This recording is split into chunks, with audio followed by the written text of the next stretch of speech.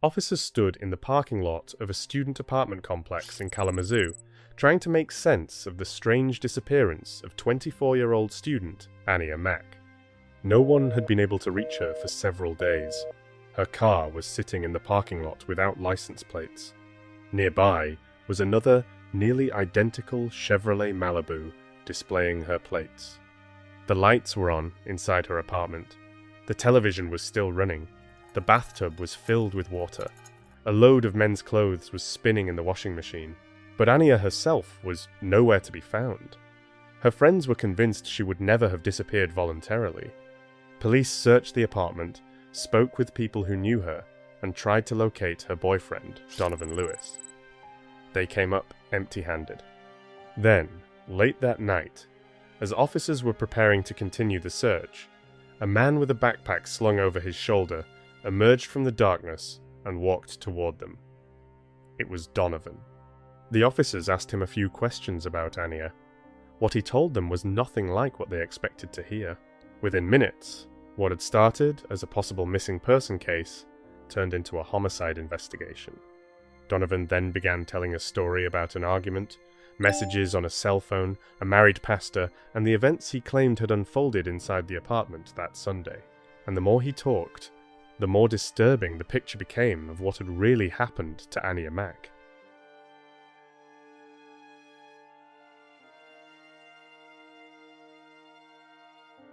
Hey guys, let me grab you for just a second. I'm really curious where my audience is watching from, so I'd love for you to drop a comment and tell me what city you're in and what time it is for you right now. Thanks for taking a moment. Go ahead and share that in the comments. And now, let's keep going. During the early morning hours of Thursday, June 28th, 2018, officers with the Kalamazoo Police Department responded to a call at Hunter Ridge Apartments in western Michigan. The complex consisted of a multi-story building with numerous apartments and a parking lot. It was used as off-campus housing, and all of its residents were local college students. Officers arrived there to look for 24-year-old Ania Mack, a psychology student at Western Michigan University. No one had heard from Ania since the previous Sunday. Nia, as her friends and family called her, was an extremely outgoing person who was always active and involved in a wide variety of activities. In school, she was an honor student, served on the student council, participated in the Health Occupations Association, performed in both the marching band and concert band, competed as a varsity cheerleader, and also played volleyball and softball. While attending college, she continued singing in her church choir and danced with a women's dance team at WMU. For Ania, it was completely out of character to go out of contact with so many friends for even a few hours, let alone several days. Her close friend, LaQuenta Watson, contacted the Kalamazoo Police Department. She explained that she normally spoke with Ania every day, and when she had been unable to reach her for several days, she began to fear that something was wrong. Every phone call went straight to voicemail. Her concern grew even stronger when she visited Ania's new workplace, the Great Lakes Alternative Research Center, where she worked with children who have autism. There, she learned that Ania had already missed 2 consecutive days of work. She had started the position only 3 months earlier, and had been incredibly excited about the opportunity. There was simply no way she would have intentionally missed work unless something serious had happened. Childhood friend Dominic Thomas met with police outside the apartment complex after speaking with Ania's mother, Loretta, who lived in Louisiana, as well as with LaQuenta. All 3 of them were becoming increasingly worried because they had been unable to reach her. It's unlikely to just not answer the phone, it sounds like. If anything is going on, I'm like pretty much the only person that she has here besides her family. But like me and her, we have been best friends for 24. I'm only 24, but we have been best friends our entire being, basically. I got friends like that. And it's driving me real crazy that if anything was going on, she would call me. If nobody, she would call me. I know for a fact. Does she have any medical issues? No. No psychological orders. Does she take any medication for anything? As of right now, not to my knowledge. Inhaler when she needed. Did she ever have any drug abuse issues? No. I mean, we're not talking marijuana, so that's almost legal, like harder stuff than that. Police learned that Ania owned a white 2008 Chevrolet Malibu. They spotted it in the parking lot, without any license plates attached. Not far away was another, nearly identical vehicle. That second Malibu was displaying Ania's license plates, but the car itself was registered to a man named Gustavo. Both vehicles had 2 flat tires and appeared to be undrivable. The lights were on inside Ania's apartment, and it sounded like the television was still running, but no one answered when officers knocked on the door. Roommate's room with the TV flashing. So it looks like somebody is home. Oh, maybe he's working on getting a phone number for a roommate right now. 6-1. Did you hear what I found out about the plates? Her car, her Malibu over there in the corner, the plate's missing off of it. I found it on another Malibu, a couple spots down. It's not registered to her, which is kind of strange. So they swapped the plates on the cars? Yeah. There's a white Malibu that comes back to her by the VIN. No plate. The plate that belongs on it is on another Malibu. A few spots down, another white Malibu. Somebody else's name. Gustavo fella? Yeah. Hi, is this Cora? Cora, this is Anaya's best friend. Are you at home? Anaya has been missing for 2 days, to my understanding. I drove all the way here from Muskegon because yes, because the police are here as well. Is she up there? She's coming here. Okay, thank you. Dominic told officers that Ania had experienced some problems in the past with her boyfriend, 25-year-old Donovan Lewis. Donovan, or Donnie as his friends called him, was a former student at a local college. He had been a basketball player and also worked as a lifeguard at the YMCA. He had recently returned to Kalamazoo after spending a short time with his brother in Indianapolis, where he was completing an internship with a multimedia company. After coming back to Michigan, Donovan took whatever work he could find. For the past week and a half, he had been working the night shift as a janitor at a large local manufacturing facility. Have there been any issues with them that you know of? Yeah. There's been several occasions that they went back and forth and had arguments. I know one time the police was called. Say they ever escalate the violence, really? He threw water on her several times. He took off in her car when she came out. She was getting ready to talk to him. He rolled her arm up in the window like to drag her down the street. When Cora arrived to let the search team into the apartment, she told officers Lockett and Lebret that it was not unusual for her and Ania to go several days without seeing each other. The two had been assigned as roommates less than a year earlier through a housing placement process managed by the Student Housing Administration. When was the last time you were here before? This morning I came back from work around like 6 and I went to the movies and I came back here. When's the last time you saw her? Not before Saturday. I left home for graduation. I graduated Saturday. You come in. And then this is her room right here. But someone was here today because they turned on the air and they put some clothes in the washer. So when I was gone, like I thought maybe she came. But Have you seen her boyfriend around here? I haven't seen anybody, honestly. But I left for the weekend, so I thought maybe she just went home. But I really haven't seen her.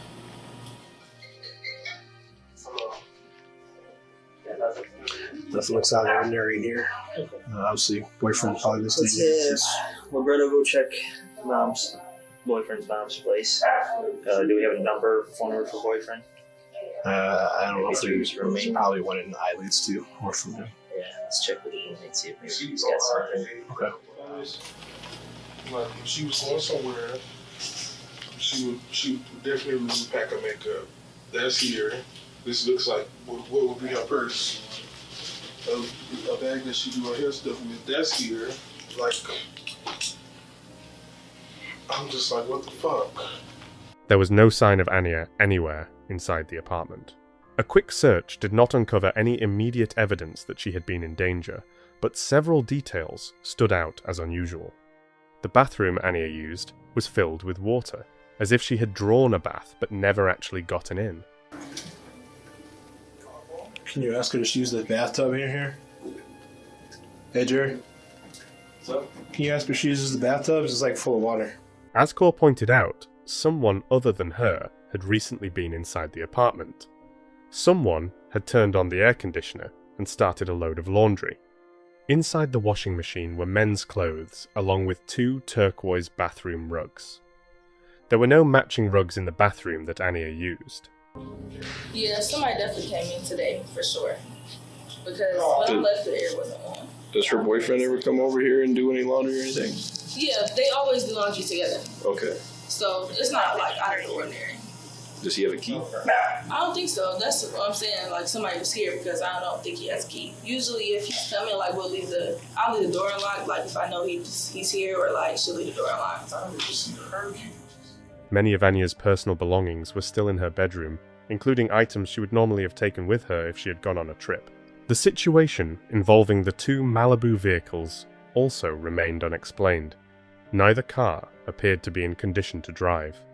If Ania had left the apartment voluntarily, the obvious question was how she had gotten anywhere. I think it's just a little fishy. This is the only person we haven't talked to. Yeah, but why? She's gonna end up calling in the morning. I hope so. Where the hell's she been at though? Both of her cars are here. Boyfriend has no car. Her best friend, her parents, her god sister, her pastor. She's been at work. And from what other people have said, has the boyfriend been around her the last couple of days? Well, he claims he hasn't seen her since Sunday either. What about talking with her? Yeah, I need to get that from him. Yeah, so she's been missing since Sunday? Yeah, that's the last time I saw her. Yeah, I don't know, man.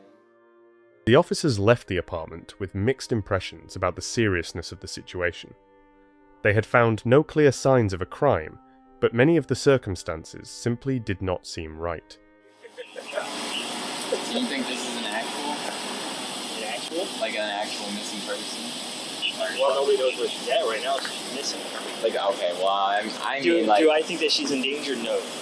Absolutely not. Okay. We've got nothing to lead us to believe that she's endangered other than the fact that boyfriend was an asshole at one point. Is that just a dispute that you were talking about, or like a DV? DV, but they didn't find him. Was... I don't know. There's still somebody coming and going from the apartment. That's the weird part. Yeah. But like roommate hasn't seen her in almost a week and doesn't think anything of it. Police were unable to make contact with Donovan Lewis. Everything they knew about him came from Ania's friends, who had been communicating with him. Both Dominic and LaQuenta told officers that Donovan had also been trying unsuccessfully to reach Ania since Sunday. Officer LeBret located the address of Donovan's mother's home, and officers later went there to look for him. However, no one answered the door. After the unsuccessful attempt to find Donovan at his mother's house, Ania's close friend and godsister, Lowenda, contacted Officer Lockett again. This time, she said she knew where Donovan was. He was finishing his shift as a janitor at Stryker, a company that manufactures medical equipment. According to the information she provided, he was expected to return to Ania's apartment at 3:30 in the morning. Later that same night, officers Ade and Lockett returned to Hunter Ridge Apartments to find him. By then, Cor and Dominic had already left. Once again, no one answered when the officers knocked on the door. I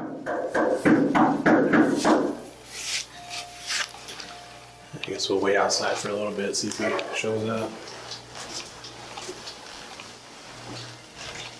I just feel like you'd be a little bit more concerned if your girlfriend's missing, don't you think?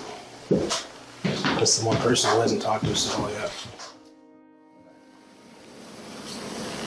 So this is the other thing I thought was weird, but I think it's just plate fraud. That down here, the white car, is actually hers. But they're both on flats. So those cars have not moved recently. What the fuck? I know, this is a weird one, I'm telling you. That person that you're talking to, what is that? That's her god sister, like her other best female friend. She thinks the guy's shady. Yeah. Oh, shit. Yeah. I tried to speak to mom. I gotta call mom back. Apparently, she just called me back. her other male best friend, who I think he's, on the other side of the fence, he hasn't seen her or heard from her. Her roommate hasn't seen her or heard from her since Friday because she was out of town all weekend. What about, you got any friends for this suspect, the boy? We haven't got that far yet to get into his friends. Yeah. I feel like this should almost just be to detectives. Yeah. At this point. I definitely think this is detective worthy, like now, because I think something fishy's going on here. Damn, dude. Something fishy. There could be nothing. Maybe she's out with a new boyfriend, but why would she completely cut off everybody? All her best friends. The officers were standing beside their patrol vehicle, discussing their concerns about the case when events suddenly took an unexpected turn. Out of the darkness, a man approached them wearing a black t-shirt, khaki shorts, and a backpack slung over his shoulder. What's going on, sir? Take me here and we'll talk about it on the way. Just tell me now. I killed my girlfriend. 6160. Can you come to the apartment, please? Where is she? We're out with boyfriend. He's reporting at 10:35.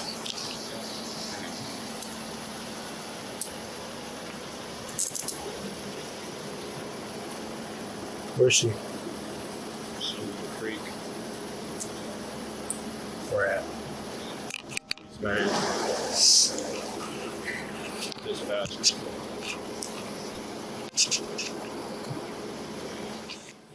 You got any weapons on you, Don? I don't have anything. So. You get pat down a little. Alright, I gotta read some stuff to you real quick, okay? You have the right to remain silent. Anything you say can and will be used against you in a court of law. You have the right to talk to a lawyer and have him or her present with you before or during any questioning. If you want a lawyer, tell me from the beginning what's going on. I'm in Indianapolis. I left her alone. Couldn't pay rent. Hey, give me 1 second, okay? 612.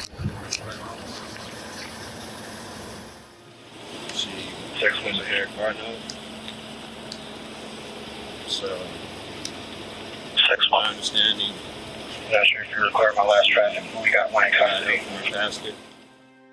When I got back in town about a week ago, or 3 weeks ago, on the 16th, I found out, I went to her phone, and I found out they were messing around.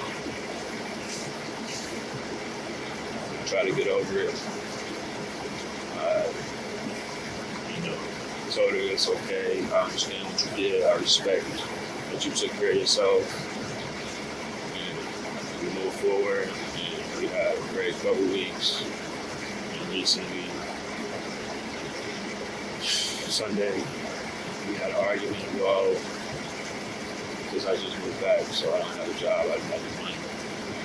The week before, Sunday, or maybe 2 weeks, I don't know, she told me, you're not doing enough. I told her I could call my dad, ask for some help, and whatever, and she just raised some compassion and told me all this shit, told me everything about me.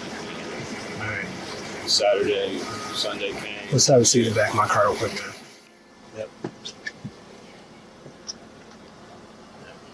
Hey, sit tight, okay?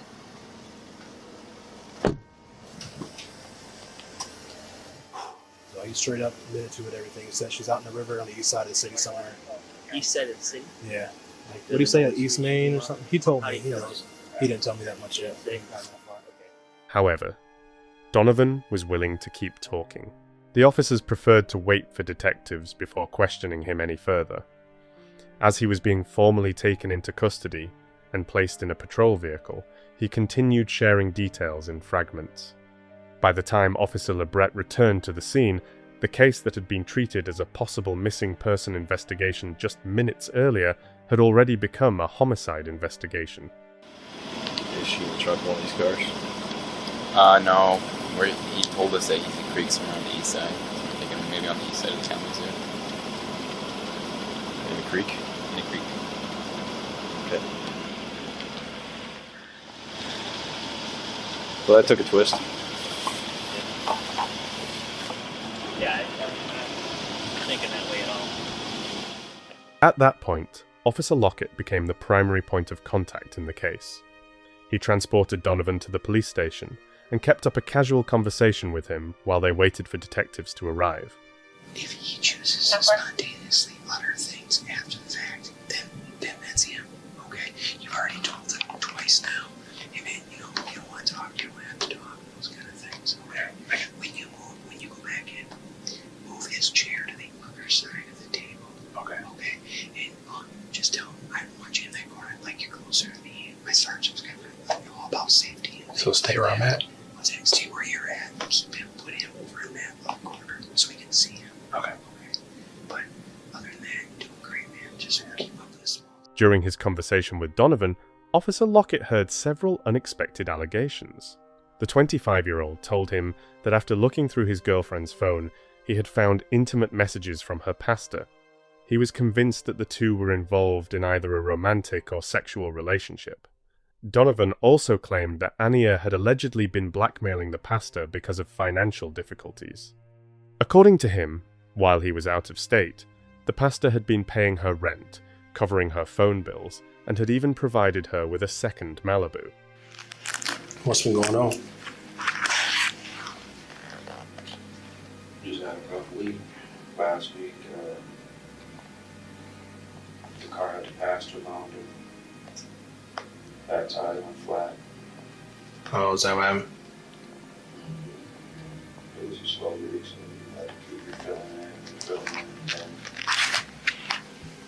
On Sunday, when I found the lighthouse, she wanted to go to church. She went outside, and the front tire was flat. Think somebody's doing it? Or you think the car's just old and the tires are bad, or what? I don't know. Found out that whatever she got going on with the pastor. Oh. And when she got the car, she told me the mechanic came to pick her up, and she told me, she got a new car, we got a loaner car from the church. Recently she told me, after I kind of gave her, I told her I want to have a sit down with her, because he ended up picking her up and apparently threatened her. The pastor threatened her? Over the car, or why? Because she was using him. She told him she would tell. He said, you can't do this to me. How was he using her? Like they had a relationship or something going on, you mean? I went through her phone. Who's her pastor? What church she goes to? Second Baptist, right there by the bus station. Okay. Pastor Street. That Sunday, an argument erupted inside Ania's apartment. What began as another conflict between two people quickly escalated into a serious confrontation. Tension that had been building for a long time finally reached a breaking point that day. The atmosphere inside the apartment was strained, and the grievances and resentment on both sides only made the situation worse. One of the ongoing sources of tension was Ania's relationship with Pastor Strickland of Second Baptist Church. That subject had repeatedly become a source of suspicion and arguments. According to people connected to the case, issues involving the pastor frequently led to emotional conversations and misunderstandings.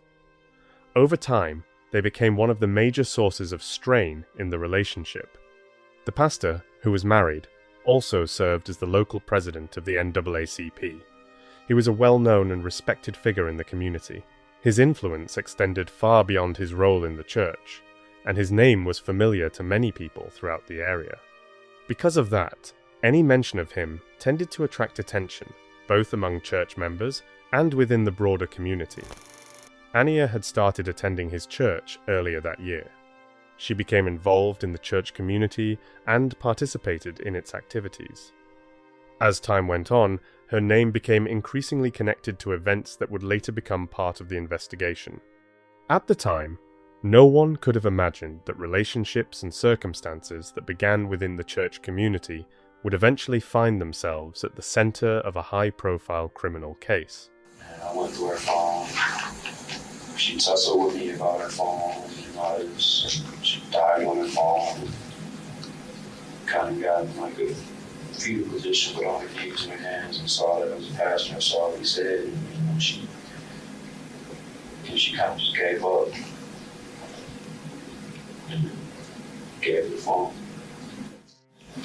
And the whole time she laughed and grinning. When she gave her the phone, she was grinning and laughing. Because okay, if I do make that accusation, she could have that reaction that she had. Just think about that after we find out it's fucked up. After detectives arrived, Donovan Lewis provided a full written confession to the killing. His statement became one of the key documents in the case. In it, he laid out his version of events in detail, beginning with the circumstances he claimed led up to the tragedy and ending with what he said happened after Anya's death. In his statement, he wrote that the tires on Anya's Malibu were constantly being flattened. According to him, the problem happened repeatedly and created serious difficulties for her. The situation became so frequent that it required ongoing repairs and additional expenses. He claimed that Pastor Strickland paid for those repairs on at least one occasion. Donovan said this was one of the factors that fueled his growing suspicions about the nature of the relationship between Anya and the pastor. After that, Strickland allegedly offered her the use of a second Malibu, which he claimed belonged to him. However, that vehicle did not solve the problem permanently. According to Donovan, the car was given to Anya for daily use after issues with her original vehicle became more frequent. Eventually, that car also began experiencing problems with flat tires and ultimately became unusable as well. Donovan claimed the same pattern seemed to repeat itself. As a result, that vehicle also stopped being a reliable means of transportation. According to Donovan, the pastor began stopping by Anya's apartment more and more often to pick her up. He said those visits became increasingly frequent, which only deepened his suspicions about their relationship. Earlier that year, Anya had also traveled to Mississippi with the pastor and other members of the church choir. The trip was fully paid for. Donovan said that trip was another reason he began paying closer attention to the interactions between Anya and the pastor. He claimed that Anya admitted to him that she was using the relationship as leverage. According to Donovan, she allegedly discussed this with him during private conversations. He further claimed that she threatened to reveal the relationship to the pastor's wife and to other people. Donovan also alleged that Strickland responded by making threats toward Anya. He claimed the tension between them continued to grow and that the situation became increasingly hostile. Around the same time he provided her with the Malibu, Donovan said Anya told him the pastor had made it clear that he was willing to harm her. According to Donovan, those words made a lasting impression on him and stayed in his memory. That Sunday, Donovan had been drinking alcohol. Anya was drawing a bath. He claimed that he was intoxicated and exhausted from lack of sleep after spending the entire night going through her phone. According to him, he had barely rested and was under intense emotional stress. He said that certain messages from Pastor Strickland particularly enraged him. Those messages, he later explained, triggered the strongest reaction. An argument broke out between them. It began as a verbal dispute, but the tension escalated quickly and emotions intensified. During the confrontation, Anya told him that she wanted him out of her life for good. She pulled out one of his suitcases and began packing his belongings into it. According to Donovan, that moment became the turning point of the argument and pushed the situation to its most intense point. He stated that this was when he struck her and rendered her unconscious. He then admitted that he went into the kitchen, took a large knife, returned to the bedroom, cut her throat, and stabbed her multiple times. During questioning, he acknowledged that those actions caused her death. He also admitted that afterward he pulled a trash bag over her head and placed her body inside the suitcase. According to his statement, that was the next step he took after the killing. He carried the suitcase to a dumpster near the guest parking area, where it remained for a period of time until he returned for it the following day. The next night, after dark, he came back in his mother's minivan. He drove to Comstock Creek on East Main near Sprinkle Road. According to his statement, he had chosen the location in advance and went there after nightfall. There, he left Anya in a deep section of the creek, weighing the suitcase down with mud and debris so it would sink to the bottom. That is how he described his actions in the written confession that later became a significant part of the criminal case file. One of Anya's friends later recalled, "She walks into a room and you know it's Naya, like all eyes are on Naya. Like it's just always been like that. She was supposed to start summer school yesterday and it's just like heartbreaking to hear like how it happened. She didn't deserve it. She always said, if something happened to me, I don't want everybody to be sad. I don't want nobody to wear black. I want everybody to be in bright colors. Trust me, I've been crying, but that ain't what she wants. She wants us to be as happy as possible and give her the best homegoing we can." Investigators questioned several details of Donovan's account. Although he provided his version of events and cooperated with certain aspects of the investigation, detectives did not simply accept his statements at face value. Every claim was carefully compared against the available evidence, forensic findings, and the facts established during the investigation. What concerned them most was the way the killing had allegedly taken place. That part of his story raised the greatest number of questions. Detectives wanted to determine whether the attack he described was consistent with the physical evidence recovered from the apartment. During their initial search of the residence, officers did not find the large amount of blood that would normally be expected in a fatal knife attack. That immediately caught investigators' attention. Given the nature of the injuries involved, they expected to see far more evidence supporting the sequence of events Donovan described. In fact, at first they found no obvious signs that a fatal assault had even occurred inside the apartment. On the surface, the residence did not appear to be the scene of a violent homicide. Many of the indicators investigators typically encounter in cases like this were absent, prompting them to examine every detail much more closely.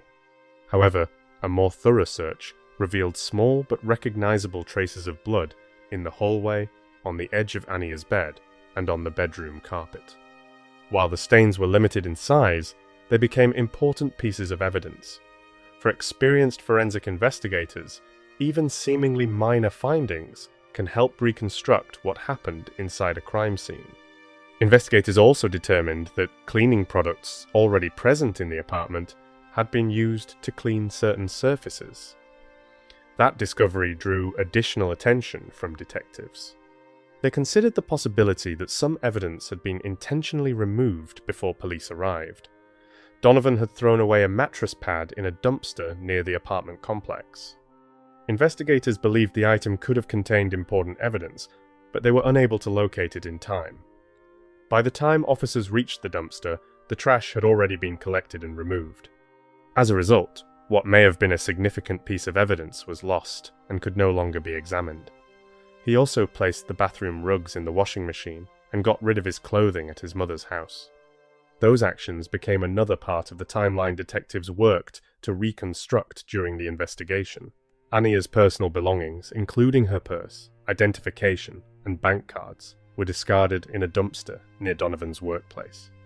To investigators, those items were particularly important because personal belongings often help establish a victim's last known activities and the sequence of events following a crime. Only some of that evidence was ever recovered. Other items were lost permanently, making the investigation more difficult and limiting what could be examined later. Physical evidence was not the only part of Donovan's story detectives sought to verify. They also carefully reviewed statements from people connected to the case and examined claims that could affect their understanding of both motive and circumstance. Pastor Strickland told Kalamazoo police that Anya Mack was simply a member of his church and a participant in the church choir. According to him, there had never been any romantic relationship between them. He insisted that their interactions were strictly related to church activities and never went beyond the normal relationship between a pastor and a member of the congregation. Furthermore, during questioning, Donovan acknowledged that Anya had never directly admitted to having an affair with the pastor. He said she had only claimed to be using him for financial assistance. That detail became important to investigators because it related directly to the motives Donovan had discussed during interviews. Strickland confirmed that Ania had traveled with him to Mississippi as part of the church choir. According to him, the trip was connected to church activities and events. He said that while there, Ania met a young man she liked and began a relationship with him. The pastor claimed that because she already had a boyfriend in Kalamazoo, she kept the relationship secret. According to his account, she saved the young man's phone number under the pastor's name in her contacts in order to conceal his identity. That way, if Donovan saw the messages, he would assume they were coming from the pastor and would not suspect anything else. This was how Strickland explained the messages and contacts that later drew attention during the investigation. About a month after giving his statement, Strickland contacted police again. This time, his request was not related to the progress of the investigation, but to property that remained in law enforcement custody. He wanted to recover the white 2008 Malibu. However, a problem quickly emerged. He was unable to properly prove ownership of the vehicle. The lack of documentation immediately complicated the process and raised additional questions. Strickland stated that the car belonged to his wife, Jasmine. He claimed that he had purchased it from a man named Gustavo, but he had neither the vehicle title nor a bill of sale. Without documentation to support his claim, investigators could not establish legal ownership in a manner that would allow the vehicle to be returned. Hello, I'm looking to speak with Pastor Strickland. This is he. Hi there, this is Sergeant Charles Trepp at Kalamazoo Public Safety. How you doing today? I'm doing great. How about you, sir? Not too bad, sir. I got a voicemail message from Chief Boyson saying that you had some questions about an automobile. Yes, sir. One of the automobiles that was taken related to the Anaya Mack murder. Yes, sir. One of those vehicles belonged to my wife. Okay. And we are trying to recover it. We had actually misplaced the title prior to going out of town. Okay. And Anaya had reached out to us while we were out of town and told us that she had found the title. Okay. And that the title was supposed to be in the console, which I had looked in the console, I know 20 times. But anyway, she said that the title was folded up really small. So I'm thinking that this is going to be the car that you all find. It's the one that doesn't have any tinted windows or any rims on it. It's just factory. Okay. And it's in the console you should find, I'm hoping that she didn't take it out or put it anywhere. You should find the title in the console. Like I said, I don't know how much information that the guy had filled out on the title, because he gave me like a bill of sale, which had all the information on it. Yes. But I misplaced that and the title. Yeah, I know how that goes. In the end, ownership of the vehicle was never proven, and the car was not returned to the pastor. Despite his efforts to recover the vehicle, the question of legal ownership remained unresolved. Because there was not enough evidence to establish that the car belonged to him, it was never released back to the pastor. The dispute became yet another consequence of the events that had drawn law enforcement attention to his activities. Before long, however, that became the least of his concerns. Events began moving in a far more serious direction. New allegations that later surfaced carried much greater consequences and threatened to completely change his situation. Later that same year, 3 teenagers from his church accused him of sexual abuse. Their allegations led to a separate investigation and attracted significant attention from both law enforcement and the local community.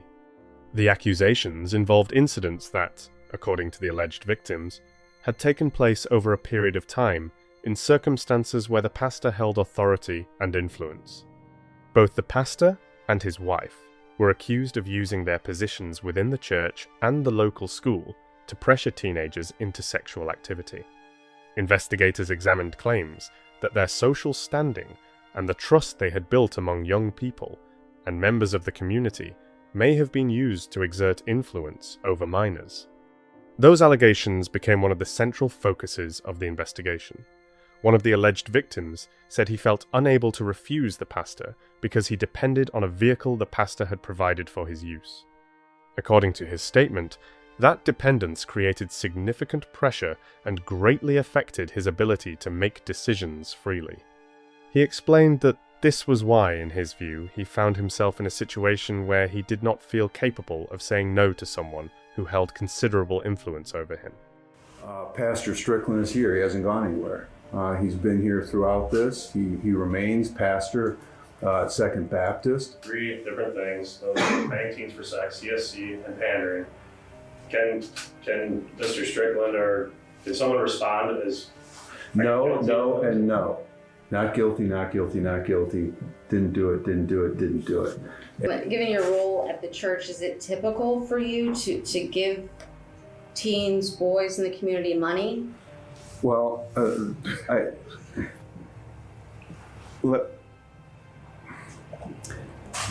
are a lot of programs through the church that help kids out. But does Pastor Strickland personally give kids money himself? I don't know of any situation where that has happened. The Michigan State Police investigation determined that the alleged crimes took place between January and May of 2018.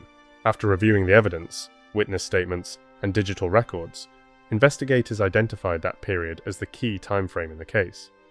Over the course of several months, law enforcement worked step by step to reconstruct the events and establish a complete picture of what had occurred. Electronic evidence played a significant role in the investigation. Text messages and photographs recovered from the victims' phones supported their accounts. Those materials became part of the evidence and allowed investigators to compare witness statements with information stored on the mobile devices. According to investigators, the content of the messages and the available photographs were consistent with the circumstances described by the alleged victims. After the major stages of the investigation were completed, the case moved closer to its legal conclusion. In February of 2023, a plea agreement was reached with prosecutors. That decision eliminated the need for a full trial on all charges and established how the case would proceed through the court system. Under the terms of the agreement, Strickland pleaded guilty to 1 count of using a motor vehicle to facilitate prostitution. After reviewing the agreement, the court issued its final ruling on the sentence. He was sentenced to 1 year in prison. With that, the criminal case came to an end through a conviction entered as part of the agreement reached between the prosecution and the defendant. That is, during that time within the county, did you knowingly offer to sell transportation services to TH and or TJ that facilitated travel for the purpose of engaging in what would be a violation of the laws governing prostitution? Yes. During sentencing, the pastor continued to deny any wrongdoing, even as the legal proceedings were coming to an end, and the court was preparing to issue its final decision. He did not back away from his position. Standing before the court, he insisted that he did not consider himself guilty of the offense that had been the subject of years of investigation and legal proceedings. His comments were made during one of the most significant moments of the entire case. For those in the courtroom, it was yet another indication that he continued to reject the allegations against him despite the agreement he had reached with prosecutors. He stated that he accepted the plea agreement solely for the sake of his family. According to the pastor, concern for his loved ones was the primary reason behind that decision. He said he did not want his family to endure further hardship caused by lengthy court proceedings and continued uncertainty about the future. As a result, even while the sentence was being handed down, he maintained his version of events while explaining that his decision to enter the plea agreement was motivated by a desire to protect his family. I'm not here today to be pious and to pretend as though I am innocent and without fault. However, I am not guilty of what I was accused of. I am glad that the 10 most heinous charges were dismissed, and eventually the prosecutors, with their backs against the wall, made a deal that I believe was too good of a deal to put my family through the risk of going through a trial. I know that they'll use their imps in the media to try to pretend that they won in some way, This is some win for the prosecutor's office. This is not a win for the prosecutor's office, and it's certainly not a win for the cause of justice. Meanwhile, Donovan Lewis agreed to show Kalamazoo police the location in Comstock Creek where he said he had left Anya. This became an important development in an investigation that had already been underway for some time and involved the careful collection of evidence. For investigators, obtaining the exact location was especially significant because it could help confirm key details of the case and reconstruct the sequence of events. Accompanied by law enforcement officers, Donovan pointed out the area of Comstock Creek that he claimed he had used to leave Anya. That information directed investigators' attention to a specific location and allowed search efforts to be focused within a defined area. For Anya's family and everyone following the case, this stage served as another painful reminder of the tragic circumstances at the center of the investigation. At the same time, it gave detectives an opportunity to verify Donovan's statements and compare them with the other evidence that had already been gathered as part of the criminal case. It's a little bit sloped right there.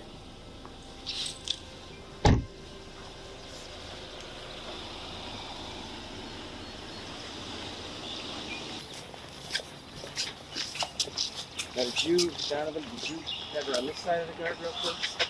In a suitcase, or did you bring her all the way down here? All the way down. All the way down here? Okay, so you wheel her in the suitcase all the way down here? Okay. And you park back up by where the SUV is?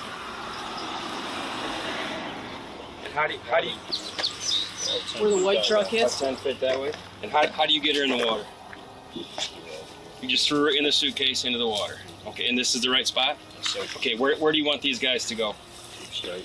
Straight down? Switch sides so the sun's not in my camera. No problem. Yeah.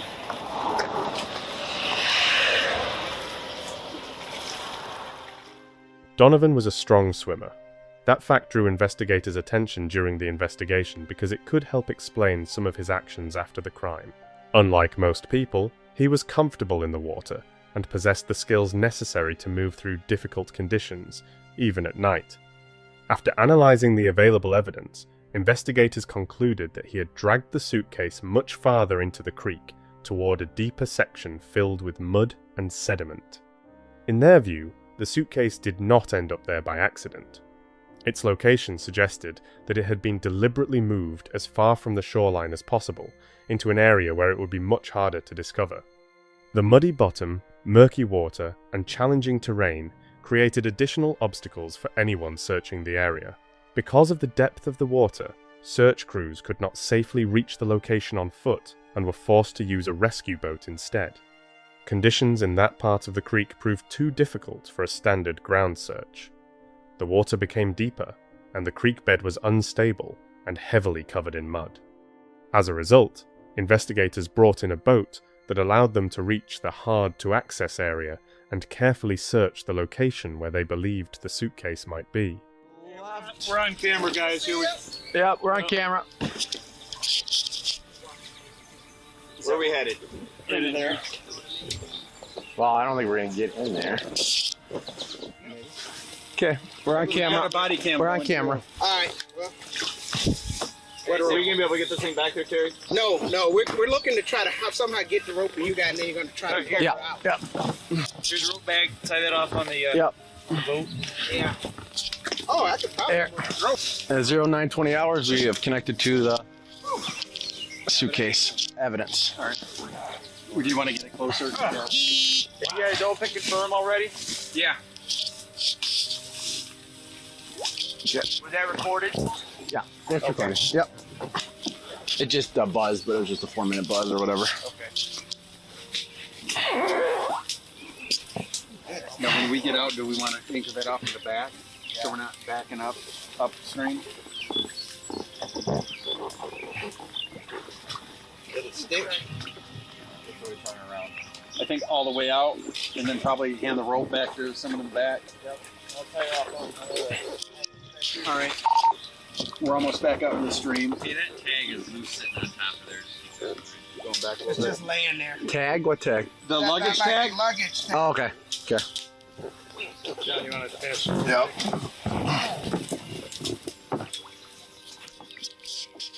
After recovering the suitcase, investigators continued searching for the murder weapon, a large kitchen knife with a black handle. Donovan claimed that he had stuck the knife into the bank of the creek near the location where he left the suitcase. Despite clearing a substantial amount of vegetation and conducting an extensive search of the area, investigators were unable to locate the knife. However, the primary objective of the operation had been achieved. Anya's family was finally able to bring her home and lay her to rest. Giving to other people, being about other people, was her legacy and is her legacy, and that's what we want people to focus on. We got a lot of love for everybody. Yeah. Oh, God. Naya was a person about other people. Naya was about, mental health awareness. She was about autism research. She loved kids. 3 days before he was scheduled to stand trial on a charge of first-degree murder, Donovan Lewis was in the recreation yard at the Kalamazoo County Jail. He was playing football with several other inmates. After about 30 minutes, he suddenly dropped the ball and sprinted toward the perimeter fence. Donovan climbed over 2 15-foot walls, cleared a fence topped with barbed wire, then crossed another barrier lined with razor wire, and finally scaled a third fence that separated the jail grounds from Business Loop Interstate 94. He was captured a little more than 30 minutes later. It appears that he was able to just find a spot and get over it without injuring himself. The first level is a barbed wire fence, and the second level is razor wire. The person in custody was able to get over both of those. Then they went over the barbed wire fence that contains the business loop of I-94, and the jail jumpsuit was found approximately 100 yards south of that spot. Later, Donovan claimed that he had not been trying to avoid punishment for the killing.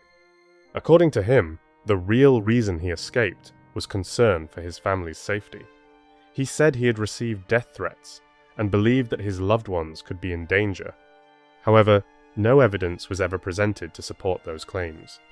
Investigators found no information that could verify his statements or indicate the existence of a genuine threat. As a result, those allegations remained only his version of events. Eventually, Donovan also pleaded guilty to the escape charge. That decision eliminated the need for a lengthy separate trial related to the incident and brought another criminal case connected to him to a close. Meanwhile, Anya's family continued to live with the consequences of the tragedy. Her loved ones did not want to endure the additional emotional trauma that a full murder trial would inevitably bring. For them, it would have meant revisiting painful memories, sitting through hours of testimony, and once again facing public discussion of the details of the case. For that reason, near the end of 2018, prosecutors offered Donovan Lewis a plea agreement on a charge of second-degree murder. I can't imagine the hurt that I've caused. I don't even know the beginning. I just want to say sorry to the family. That's all. When I sentence you, Mr. Lewis, I balance the principles of punishment, rehabilitation, protection of society, as well as deterrence. Particularly, you being cooperative, taking full responsibility, not minimizing your role in this, and expressing a level of remorse, a decent education. There are a lot of good things here that you had developed over your life, Mr. Lewis, and you threw all of that out the window back on June 24th. Nia Mack didn't deserve any of these things. She didn't deserve to be hit to begin with. She didn't deserve to be put unconscious. She didn't deserve to be stabbed and murdered. And her body didn't deserve to be treated less than garbage. And all of that happened because of you, nobody else. Donovan Lewis was sentenced to a prison term of 25 to 40 years. For him, the sentence meant decades behind bars and the effective end of the life he had known before his arrest. The court found him guilty, and the sentence marked the conclusion of one of the most significant chapters of the criminal case. It was a decision that followed months of investigation, legal proceedings, and intense scrutiny of the events surrounding Anya's death. However, his legal troubles did not end there. For his escape from jail, he received an additional sentence of 17 months to 4 years in prison. That separate conviction increased the amount of time he would spend in custody and served as an additional punishment for attempting to avoid accountability. Together, the sentences ensured that he would remain incarcerated for many years to come. Once the sentence had been announced and the courtroom proceedings came to an end, attention shifted to Ania's family. For her loved ones, the case had been a source of grief, uncertainty, and emotional pain for a long time. They had endured months of waiting, countless developments in the investigation, and repeated reminders of the tragedy that had changed their lives forever. While the verdict brought a measure of legal closure, it could not undo the loss they had suffered. After the sentencing hearing, Ania's sister was asked, Feel now with the sentence? I feel good because my sister is okay with the sentence, and so I'm okay with it. You spoke about forgiveness, not wanting to take pain for pain, but hoping that he can live with what he's done. Can you talk about that? Well, he had to live with it for the rest of his life. You know, whether he was sincere with what he said in the courtroom or not, he has to live with it. And I hope he can. And I meant that. I haven't forgiven him. My sister, I haven't. And in time, I'm sure I will, but not now. I'm not ready.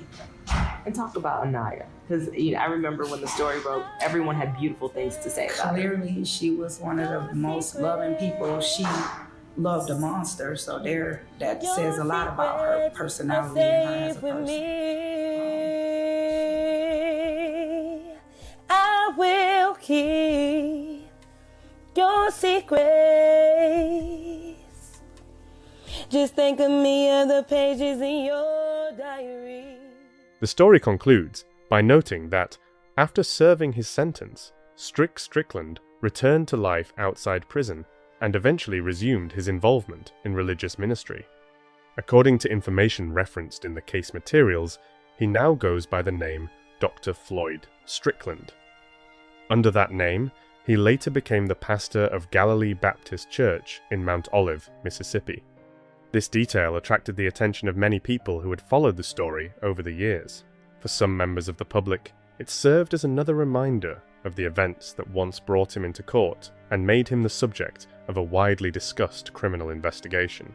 Although the criminal case is now part of the past, the mention of his current role illustrates the path his life took after his release. Based on the available information, he is now known as Dr. Floyd Strickland, and serves as the pastor of Galilee Baptist Church in Mount Olive, Mississippi. On the morning of January 3rd, 2024, Kayla Atwood, a mother of 4, dropped off her 2 youngest children at daycare. She never came back to pick them up. The investigation into her disappearance began with detectives retracing her final known movements and contacts, following her steps from the daycare and conversations with neighbors, to a trip she took with a man she had only recently met. Do you guys know if she drives or what she was driving that day? Okay. U-Haul. A U-Haul? She's going to be kidnapped. The mom. Now that's what he told me. Whoa. I don't know. Nobody has even reported her missing yet. Oh, okay. I said, "Okay, man, you ain't the only woman I got. I got 33 witnesses. That ain't no about you." As investigators began putting the pieces of the puzzle together, every lead pointed to just one suspect. Who the knocking on my motherfucking door? Pensacola Police! You gonna hit that door with respect? Police department. Yeah, what's up? On the morning of January 2nd, 2024, officers with the Pensacola Police Department in Pensacola, Florida, responded to what appeared to be a routine welfare check at a home on West Belmont Street.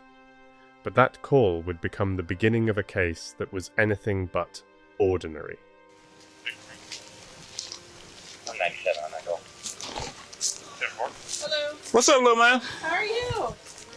Great. The person who called police said they were concerned that the children had allegedly been left home alone during the day. But when officers arrived, they found that the oldest child, who was nearly 12 years old, and a 7-year-old sibling were safe. Their younger sibling was at their regular daycare. While officers were speaking with the boys, a white truck drove past the house. The children appeared to recognize it. It may have been the vehicle their mother usually drove, but it simply passed by the home without stopping. Y'all doing all right? Yeah. That's my mom. That's your mom? Well, that's a coincidence. Just passing the truck? Y'all doing okay though? We just make sure everyone here is doing all right. There was nothing about that conversation that raised any concerns for the officers. The children were around the age where they could safely be left home alone for short periods of time. No, this is kind of like a judgment call. It's 11-12, right? Yeah. Yeah. It seemed fine. Yeah. Okay. Well, we just came to check on you all. Okay. All right. Thank you. You take care. Yes, sir. Yeah, that's, you know. Yep. Splitting hairs, kind of. Yeah. I mean, that's not. They don't look like they're unkept or anything like that. Okay. Okay. All right. Sound good. The officers left without ever speaking to the children's mother. In January of 2024, Kayla Atwood was 32 years old and was between jobs at the time. She was raising 4 children on her own, ranging in age from 1 to 11 years old. Kayla was a caring, upbeat, and deeply loving mother. She adored her children, and they loved and looked up to her just as much. Kayla also loved singing and dancing. She shared a very close bond with her mother, Linda, her sister, Lizzie, her brother, and her sister-in-law, Teresa. Family and motherhood were the most important things in Kayla's life. That is why alarm bells immediately went off when, on January 3rd, she failed to return to daycare that evening to pick up her younger children. The daycare contacted her mother to arrange for someone to pick them up, and the family immediately began searching for her. No one answered calls to her cell phone. Messages sent through social media remained unread. She had not posted any new content on her accounts, which was completely out of character for her usual online activity. What made it even more concerning was that just a few days earlier, she had shared photos and videos of herself playing outside with her children and riding bikes together. Her sister filed a missing person report, while other members of the family reached out to local media outlets for help. It's not like her at all to not pick up her children, and especially for her not to come home or call someone, say anything, not be on social media. She loves her kids, and she know a lot of people love her too. She has a very strong family connection. She has a sister, she has a mother that will help her, she has me. One of the first places the Pensacola Police Department visited was the children's daycare. Investigators wanted to know whether there had been any new people around Kayla recently. Had anyone other than Kayla or the children's father been dropping them off or picking them up? At first, the staff could not recall anything unusual, but that changed when officers asked what vehicle Kayla had been driving that day. Do you guys know if she drives or what she was driving that day? I don't know. Okay. U-Haul. A U-Haul? I believe a Penske or U-Haul? A big truck? A moving. You're right. Oh. Okay. They think that she was driving either a U-Haul or a Penske, but a moving truck. Kayla was not known to drive a large yellow box truck like the one described by the daycare staff. That meant one of two things. Either she had rented the vehicle, or someone else had given her a ride that morning. Investigators had their first real lead. It was soon backed up by surveillance footage. The video showed Kayla getting into a Penske truck on Wednesday, January 3rd. She appeared to enter through the passenger side door, although the driver could not be seen in the footage. After dropping the children off at daycare, no one saw Kayla again. You can see. Excuse me. Is that it? I think so, yeah. But I don't think you can see it. Are you able to take a screenshot of that and send it to me? Okay, well, hey, that's good though. So at least we know a Penske truck. Yeah. She was possibly driving. Yeah. Yeah, can you screenshot it and send it to us? Yeah, I've got two. There's two stills. It doesn't do the video, just the stills, but I'll send you both. Tracking down the Penske truck led investigators to the owner of a tire delivery company that rented these vehicles for its employees. Only one person had been assigned to that specific truck, a man named Antonio, whom everyone knew as Tony. He's the only one. He's the only one that drives that truck. I have five.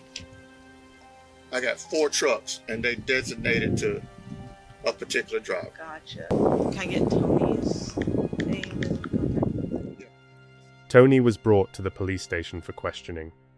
Investigators conducted a thorough search of the Penske truck. They looked for anything suspicious or any evidence that could be subjected to further forensic testing, but the vehicle was clean. They found nothing of value to the investigation. At the station, detectives questioned Tony about his connection to Kayla. I don't know if you know her, but her name's Kayla Atwood. Are you familiar with that name? Okay. So during my investigation, your name came up, so I want to talk to you and see if you've had any contact with Kayla or know anything about her or anything like that. But basically, the reason that we ended up here is because you drive like a yellow Penske truck, right? Yeah.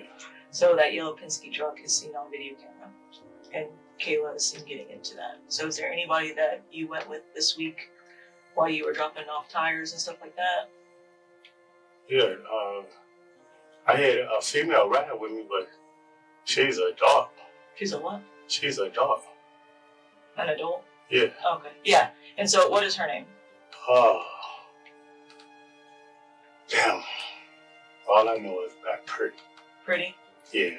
Okay. If it's a dark skinned female that stayed on Belmont. Mm-hmm. Yeah. Yeah. So her family has reported missing, so that's how we ended up here. Oh. So can you tell me how you met Pretty? Online. Yeah.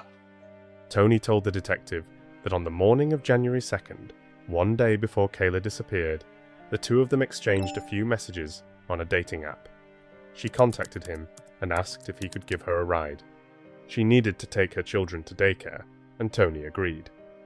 After dropping the kids off, Kayla asked if she could spend a few hours with him while he made his delivery routes. According to Tony, their conversations were casual and friendly, with no flirting involved. They stopped for lunch, and at around 2 o'clock in the afternoon, he drove her back to her home on Belmont. The following day, they followed the exact same routine. Did you see or interact with anybody else? There was a guy pulled up. Okay.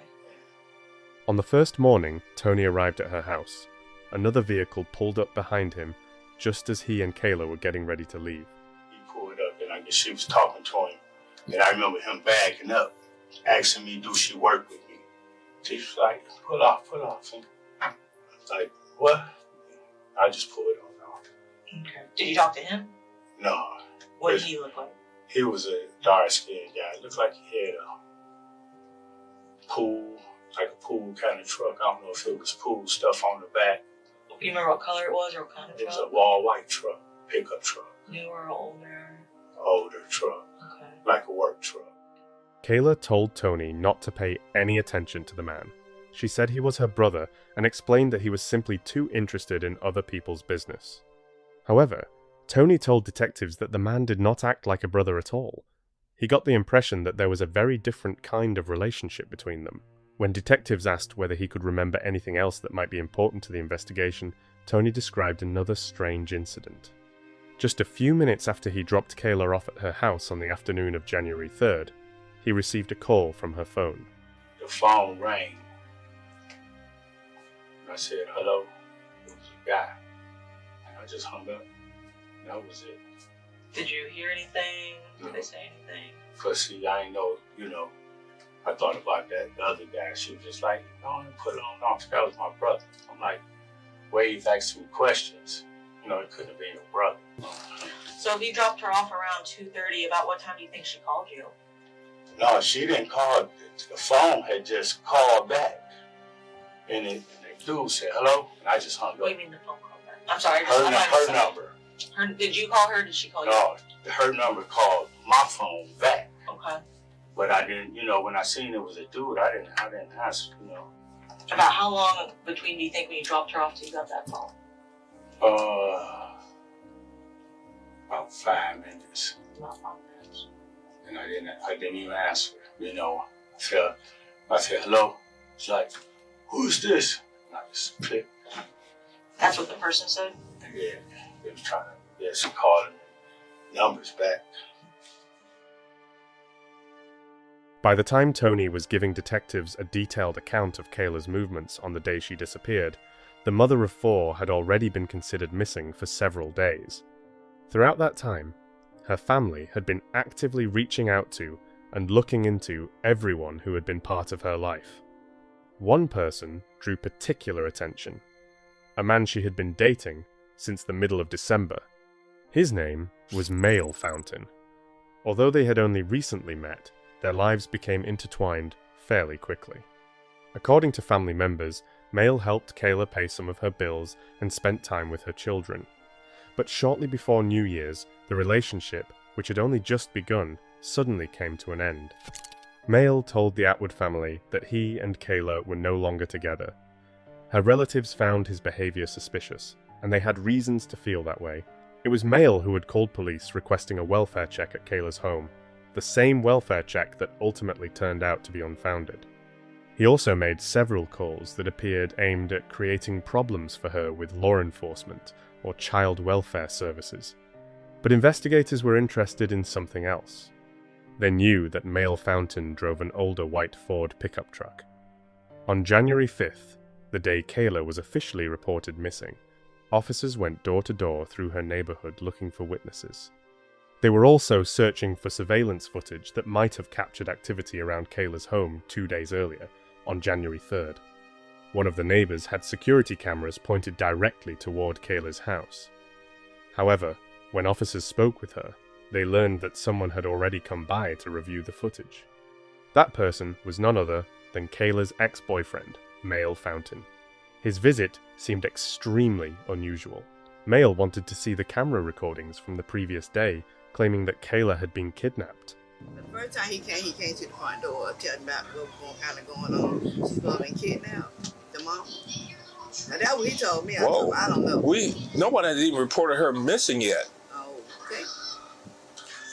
It's suspicious. No one, she's not on her social media sites. We can't find her phone. Yeah. Oh, okay. Yeah. Well, I didn't mean to say that then. Just tell me what he said, though. Yeah, he said she was kidnapped. He didn't say anything else? No. He said that what the family said. I don't know.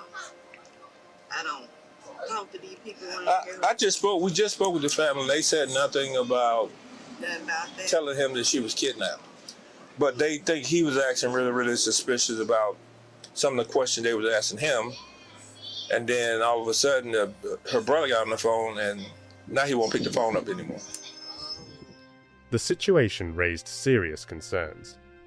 A mother had vanished a woman who, according to everyone who knew her, would never have abandoned her children. And then there was her ex-boyfriend, who seemed strangely involved in every aspect of her life, despite having dated her for only a few weeks. Mail Fountain was brought in for questioning. He confirmed that on the morning of January 2nd, he had stopped by Kayla's house and watched her leave with Tony in the Penske truck. I said, "What's up? This is on the 2nd. You hear me?" I said, "What's up? Can you take my kids to daycare?" I said, "Tell your new man to do it." You hear me? "Well, f*** you then, I will." Alright, so I rolled by there. I see her pick the kids in the big ass yellow work box truck. You know what I'm saying? Big old box truck right there, big part right there. I talked to her. She pulled up, she came out the door. I was just riding by. When I seen her, she come up to her like this. I was mad back. I said, "What's up? What you got going on?" "I'm finna go to work." I said, "What kind of work you doing?" I bad back. I said, "Hey, bro." I said, "She work for you? Was she on the clock?" "Yeah, she worked for me." I said, "Okay, see, okay." I said, "Okay, then. Okay, then." Mail and Kayla met on the dating app, tagged on December 11th of the previous year. By December 30th, the relationship was already over. According to Mail, after the breakup, he was not concerned about her behavior or her personal life because he had plenty of other women in his life. Mail, who occasionally worked construction jobs and received disability benefits, said he simply did not have time to worry about one woman. He also claimed that during their conversation on January 2nd, Kayla told him that Tony was her new man. In his view, the person detectives should have been focusing on was the driver of the Penske truck. You go, man, I got too many women. Be worrying about one goddamn woman. And so the last time you talked to her was then? It was on the 2nd. That's all he said. She said, "Yeah, that's my new man." I said, "Yeah." I said, "Lose my number. I'm bugged up to delete some number. You blocked." I said, "You blocked." I said, "Okay, man, you ain't the only woman I got." I got 33 women's. That ain't no about you. Detectives then asked Mail about his messages with Kayla, when he had last seen her, and when he had last tried to contact her. Although he personally encouraged investigators to examine his phone, they discovered that, aside from the first 2 days after they met, every message exchanged between him and Kayla had been deleted. If you were us, and last we get told is that, you were the last one to see her. Yeah. You're the one telling us about her getting in his truck with this unknown Hispanic guy leaving. Mm-hmm. And we find out you delete your messages, but you have your reason, right? Yeah, I have my reason. And then we find out that you gone to these businesses where she was supposedly taking her kid to daycare, gone to the neighbor's house, reviewing surveillance footage, and trying to see if it captured anything. So if you were the police, would you not think that this person was trying to cover up their tracks or try to see if it captured him doing anything? No. No way. If you were the police, you wouldn't think that? No. You're not a good cop. I'll tell you why I won't think that. At least has to think it. I would think it some kind of way, but I'm tell you why I won't think that. Because I won't think that because, for one, I got too many women's. You feel me? Investigators obtained search warrants for Mail's home as well as the nearby home of his mother and stepfather. By that point, detectives had gathered enough information to seek the necessary court authorization. The investigation was moving forward rapidly, and law enforcement wanted to examine every location that could potentially be connected to Kayla's disappearance. Particular attention was focused on places linked to Mail and the people closest to him. After receiving judicial approval, investigators prepared to carry out searches at multiple addresses at the same time. Their goal was to uncover any evidence that could help reconstruct the events of the final days before Kayla vanished, and either support or rule out the theories already being explored. The home of Mail's mother and stepfather also became a key focus because of its proximity and its connection to his family. Detectives knew that even the smallest detail could prove important, so they approached the searches methodically and thoroughly.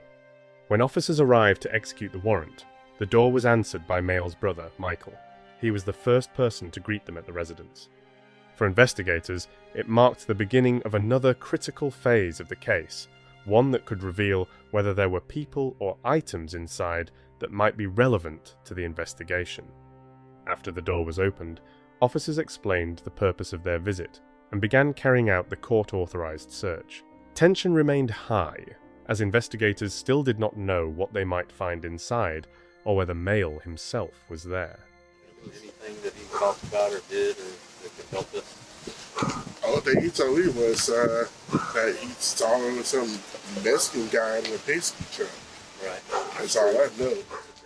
Investigators also conducted forensic examinations of Mail's cell phones. Digital devices had become one of the most important sources of information in the case. Every call, text message, movement, and user action had the potential to help reconstruct the final hours before Kayla's disappearance. That is why Mail's phones were subjected to a detailed forensic analysis. The examination of one device revealed that he had personally deleted long chains of text messages exchanged with Kayla over a period of 3.5 hours on the day she disappeared. These were not isolated messages or accidental deletions. According to forensic experts, a substantial amount of correspondence covering a critical period of that day had been erased. For investigators, this was a major red flag, because those were the very hours during which the events leading up to her disappearance were unfolding. The discovery directly contradicted what he had previously told detectives. During earlier interviews, Mail had provided information that did not align with the findings of the technical examination. The deletion of those records raised serious questions about the reliability of his statements and drew even more attention to his actions after Kayla vanished.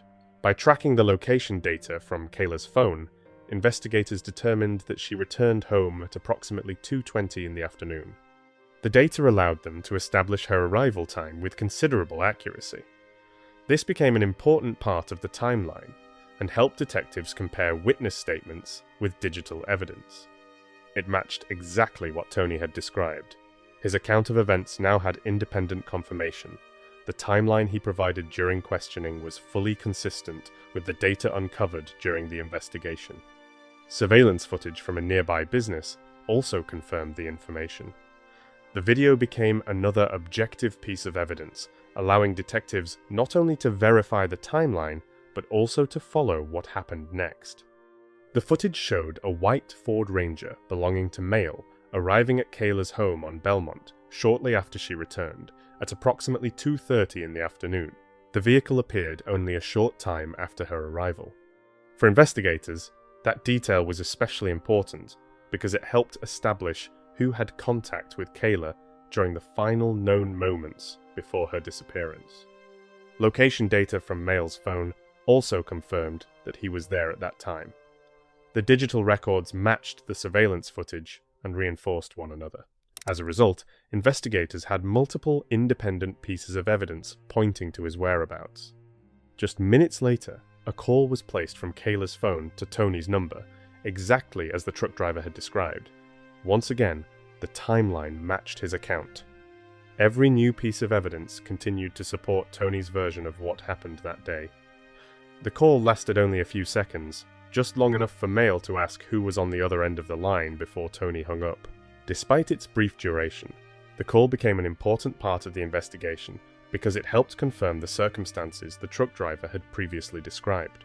At roughly the same time, Kayla's phone was moving alongside Mail's phone toward North G Street, where he lived. To investigators, that indicated that both devices were traveling together along the same route. The matching location data became one of the key elements in reconstructing the sequence of events. At around 2:50 in the afternoon, Kayla's phone stopped connecting to cellular towers. From that moment on, her digital trail effectively disappeared. Her device no longer transmitted data, making it far more difficult for investigators to track her movements. However, the search of Mail's home uncovered no clear evidence showing where Kayla went after that point, or what ultimately happened to her. Despite a thorough examination of the residence, investigators found no obvious clues that could directly explain her fate. They were forced to continue pursuing other sources of information and evidence. The messages between Mail and Kayla were not the only files the 34-year-old self-proclaimed ladies' man had deleted. As the investigation progressed, detectives learned that additional data had also been removed. That raised further suspicions about whether he was attempting to conceal information relevant to the case. On January 9th, Mail was arrested on charges of tampering with evidence. By then, investigators believed they had sufficient grounds to conclude that certain digital materials had been intentionally deleted, leading to the separate charge.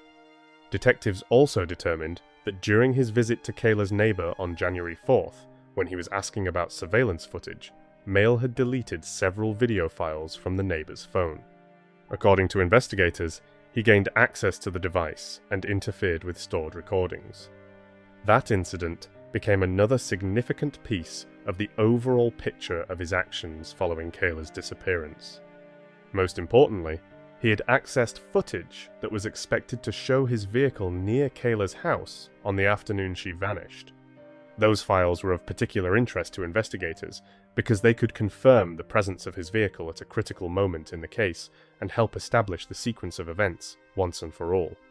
The evidence suggested that it was Mail, not Tony, who was the last known person to see Kayla before she disappeared. Taken together, the surveillance footage, location data, phone records, and forensic findings formed a single, consistent picture.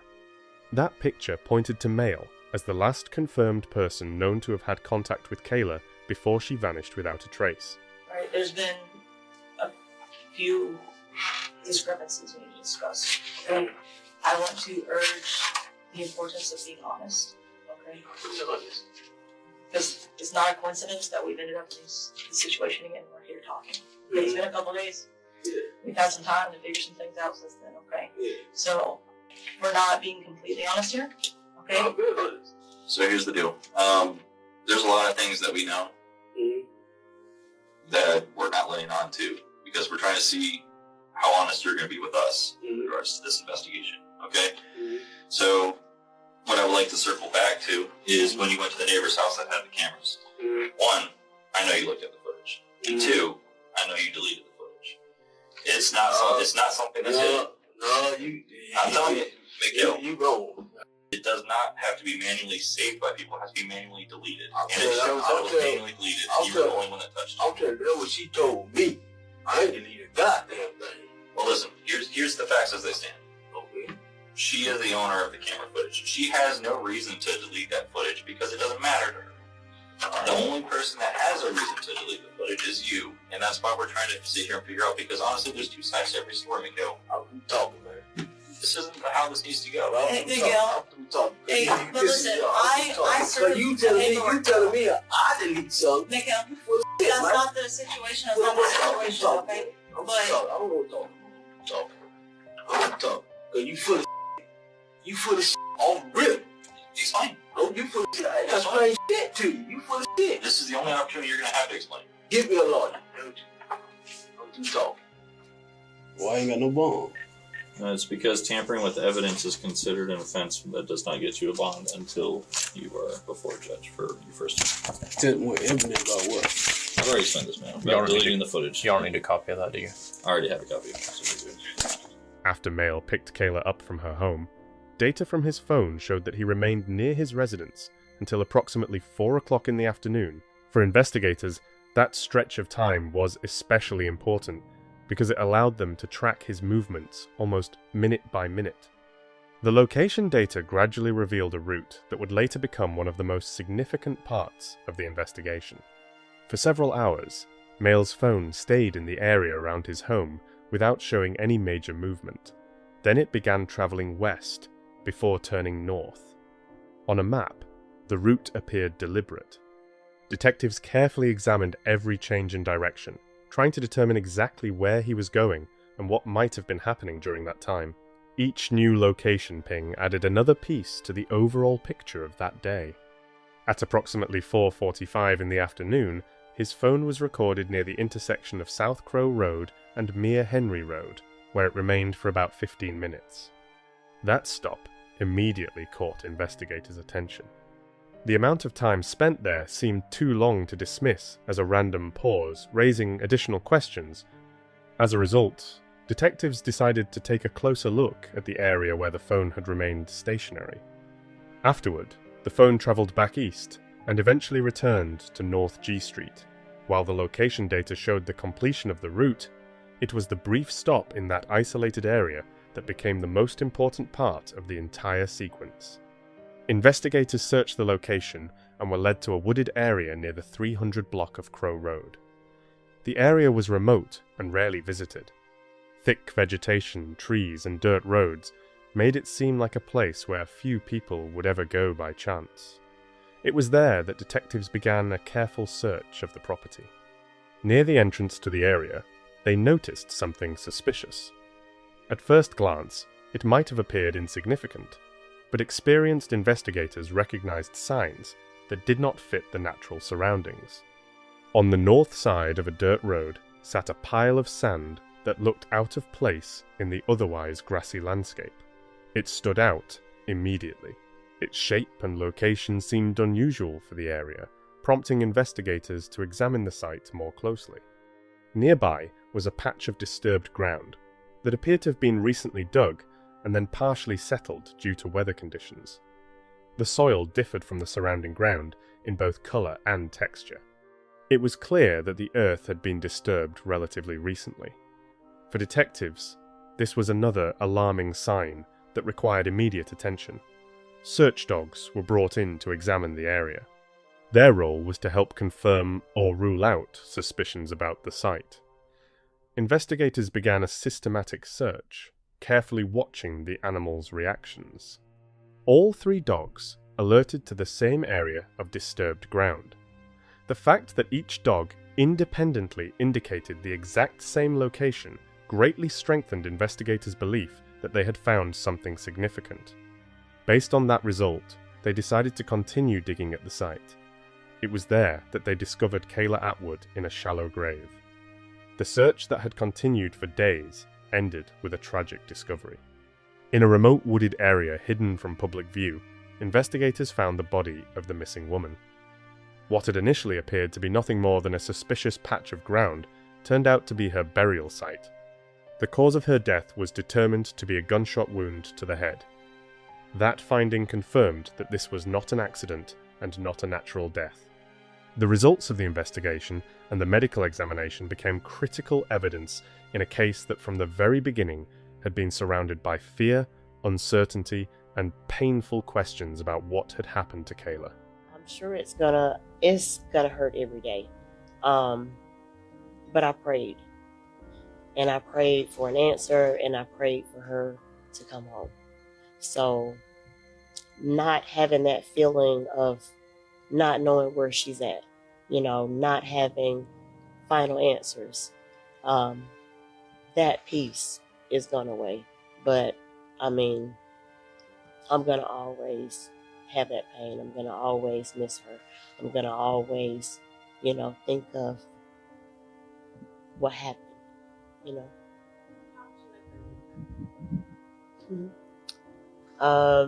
Funny, beautiful. She's a really great singer. Oh my God, she's so many wonderful things. She's great at hair. My gosh, you just have to visit her page sometimes. Look at some of her reels. She's really funny. You can see her doing her makeup, her hair, all that good stuff. Just a joy to be around, and I've always had a really, really just soft spot for her. Just can't describe what a gem she is. I'm not gonna say was, is. After being arrested on charges of destroying evidence, Mail remained in custody for nearly 2 days. During that time, he was in the hands of law enforcement, while the investigation rapidly gained momentum. For detectives, this was a critical period in which every hour had the potential to bring them closer to answers about what had happened to Kayla. That was enough time for investigators to search his home, analyze phone records, and locate Kayla. While Mail remained behind bars, detectives continued gathering and verifying evidence. They carefully reviewed information obtained during the searches, analyzed digital data, and reconstructed the sequence of events from the final days before her disappearance.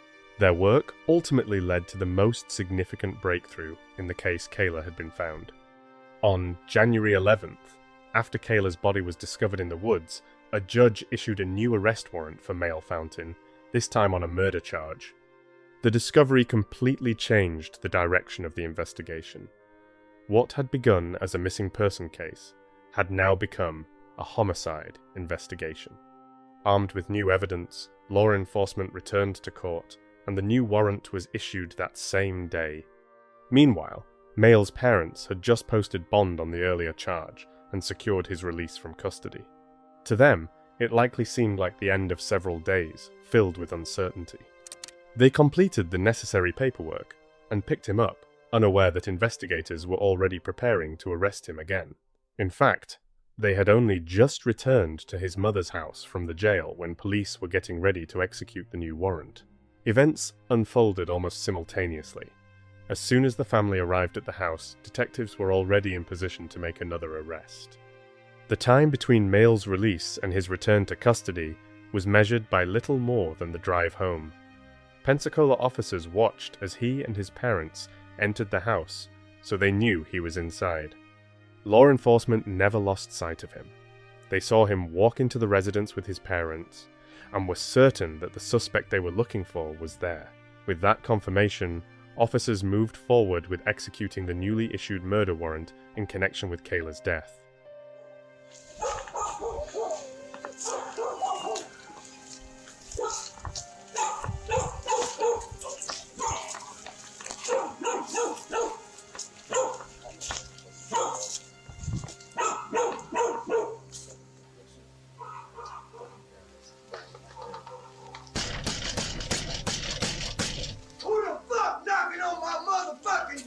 Pensacola Police! Give a fuck! You gonna hit that door with respect! Police Department. Yeah, what's up? Get McHale.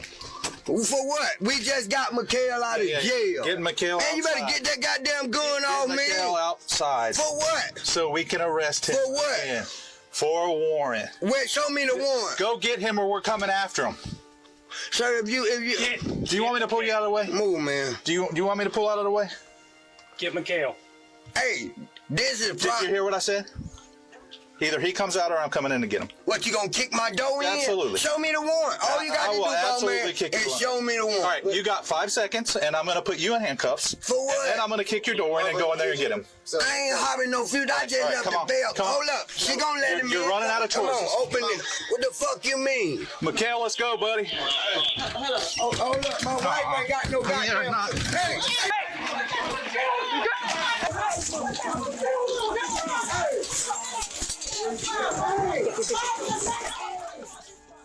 Officers forced their way into the house. They arrested Mayle's stepfather, Paul, and began searching the residence.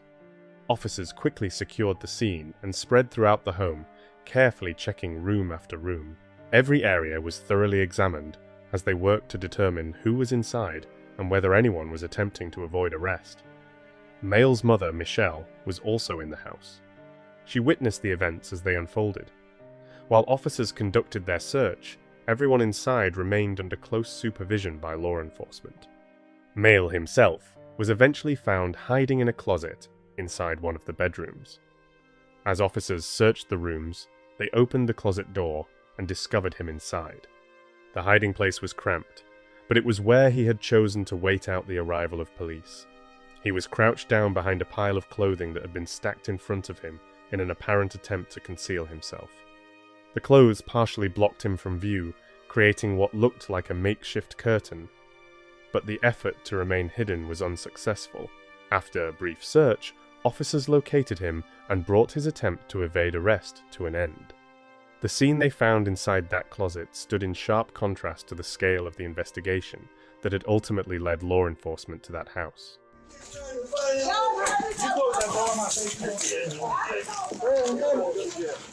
6 hour, 10:15. Got anything on you, bro? Yeah. 30 feet. Stop. I'm not doing anything, baby. Y'all hurt my arm. What is it? All right. Hold him, I'll go get his car. He's going to jail for That's fine. resisting. I'm gonna go get his car. Okay, I'm gonna get in. Baby. Give me That's time. fine. I don't have no shoes on or nothing. I understand, sir.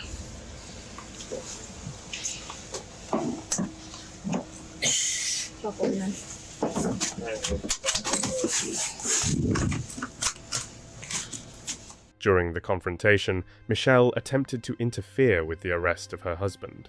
According to police, officers moved her aside while they continued searching for her son. After her husband's arrest, she again tried to force law enforcement out of the house, leading to another confrontation.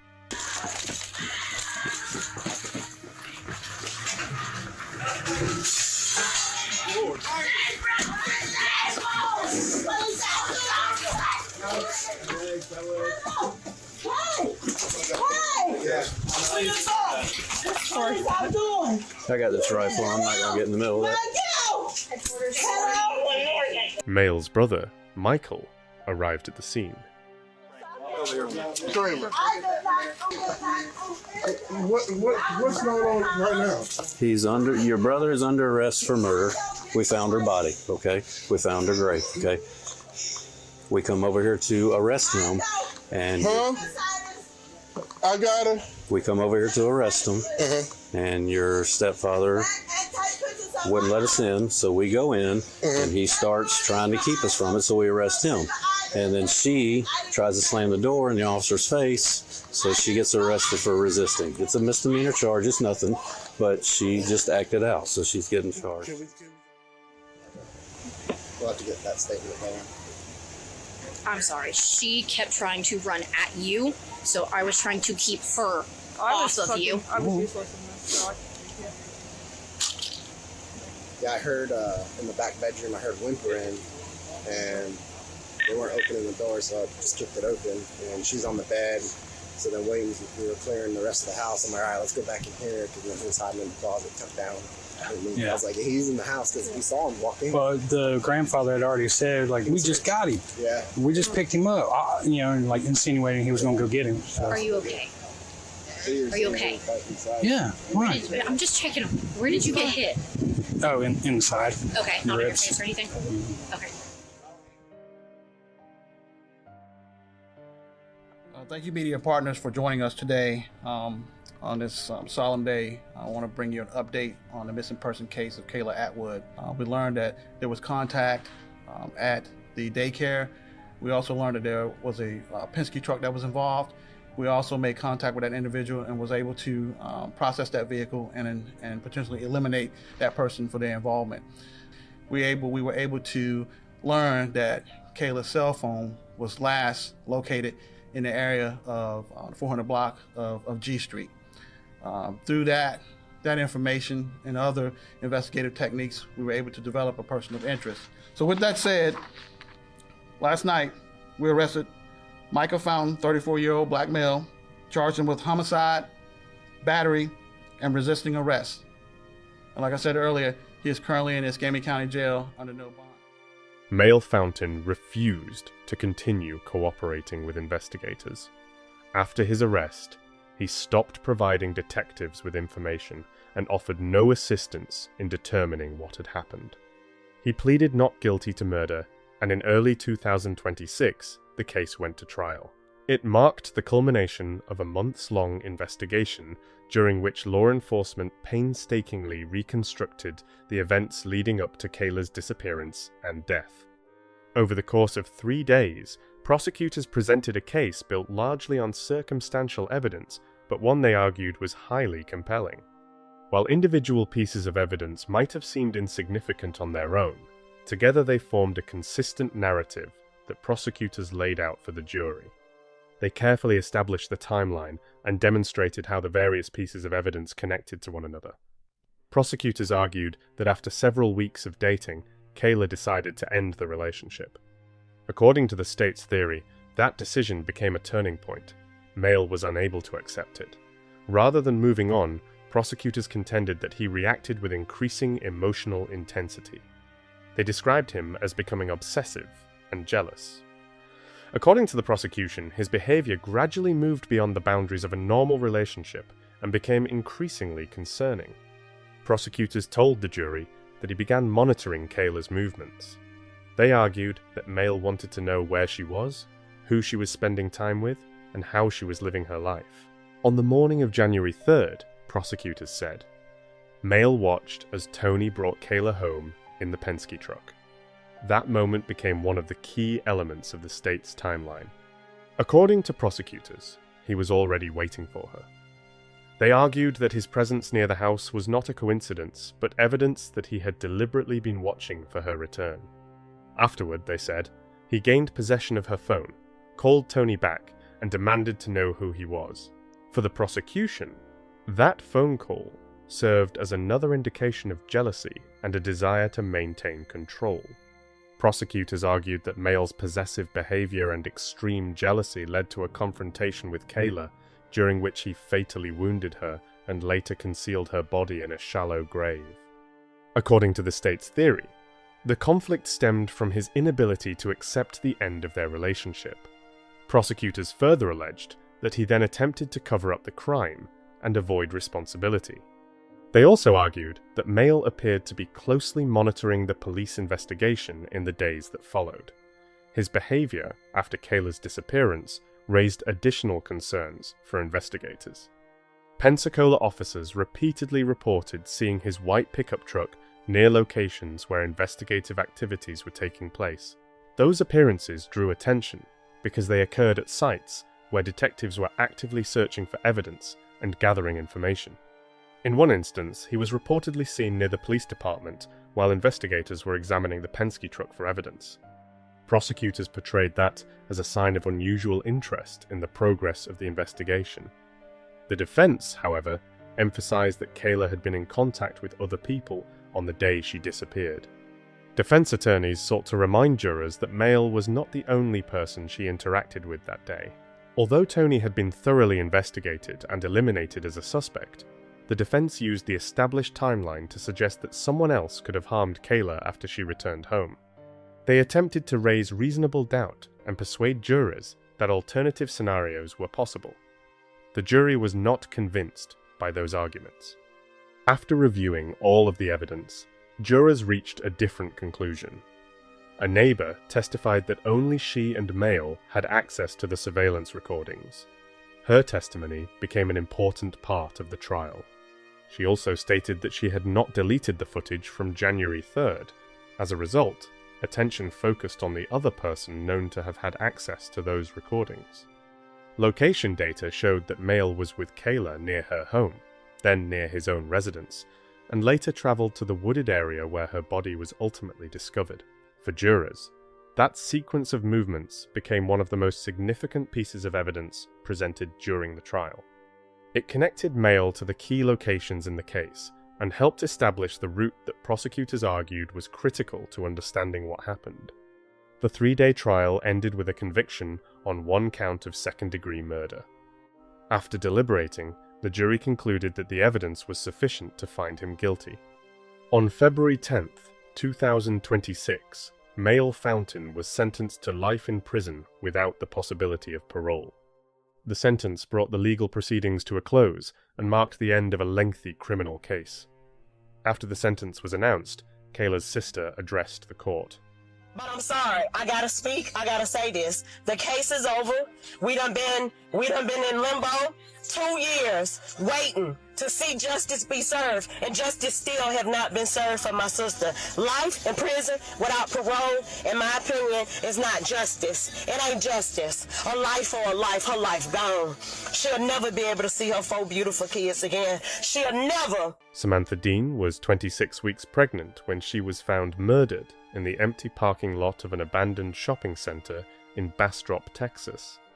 A woman who had survived cancer and dedicated her life to helping victims of violent crime had now become a victim herself. The circumstances surrounding her murder were strange from the very beginning. The crime scene appeared staged. Anonymous messages had lured her to that location. The car was missing its back seat. But the killers made one major mistake. They left behind a critical piece of evidence that allowed investigators to unravel the entire plan and expose everyone involved one by one. Around 2 o'clock in the morning on February 4th, 2015, a police officer was patrolling commercial properties in Bastrop, Texas. During the patrol, he pulled into the parking lot of an abandoned shopping center. That's when he noticed a car parked far away from everything else on the empty lot. As he got closer, he saw the body of a woman. She was only partially inside the vehicle. It was immediately obvious that she was dead and had suffered a severe head injury. The victim was later identified as 29-year-old Samantha Dean. An autopsy revealed that she had been shot 3 times in the head. She was 7 months pregnant. The vehicle, a black Dodge Charger, was registered to Samantha. Officers discovered that the back seat had been removed and left lying nearby outside the car. It was clear that Sam had been shot while sitting inside the vehicle, but investigators could not find a single shell casing at the scene. Inside the car, police recovered 2 cell phones. One belonged to Samantha. The owner of the second phone could not immediately be identified. Sitting next to Sam was a grocery bag filled with marijuana. At first glance, the scene looked like a drug deal gone wrong. But several details didn't fit that theory. The drugs had been left behind, along with some cash. Maybe the most important detail was the white bag holding the marijuana. There was no blood on it at all. That told investigators the bag had been placed inside the car after the shooting.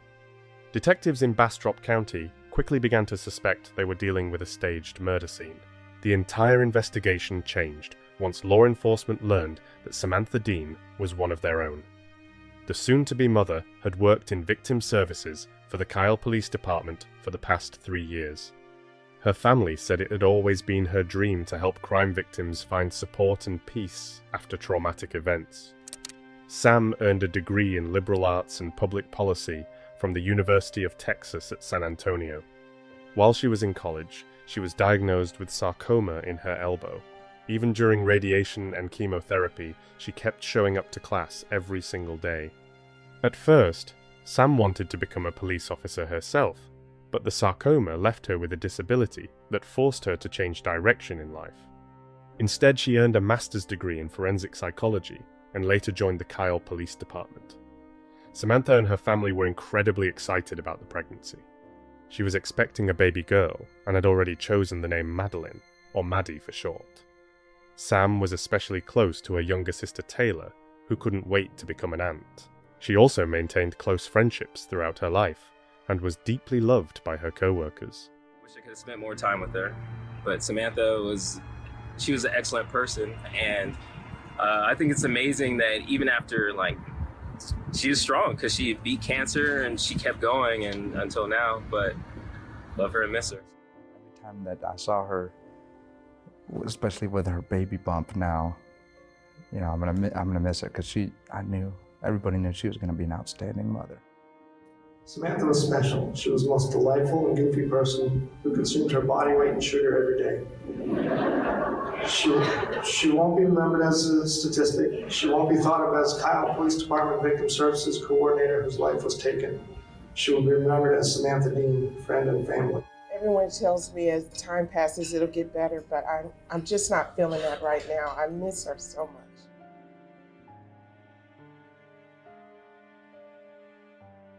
Investigators quickly identified the father of Samantha's unborn daughter as 32-year-old Austin police officer Vontre Clark.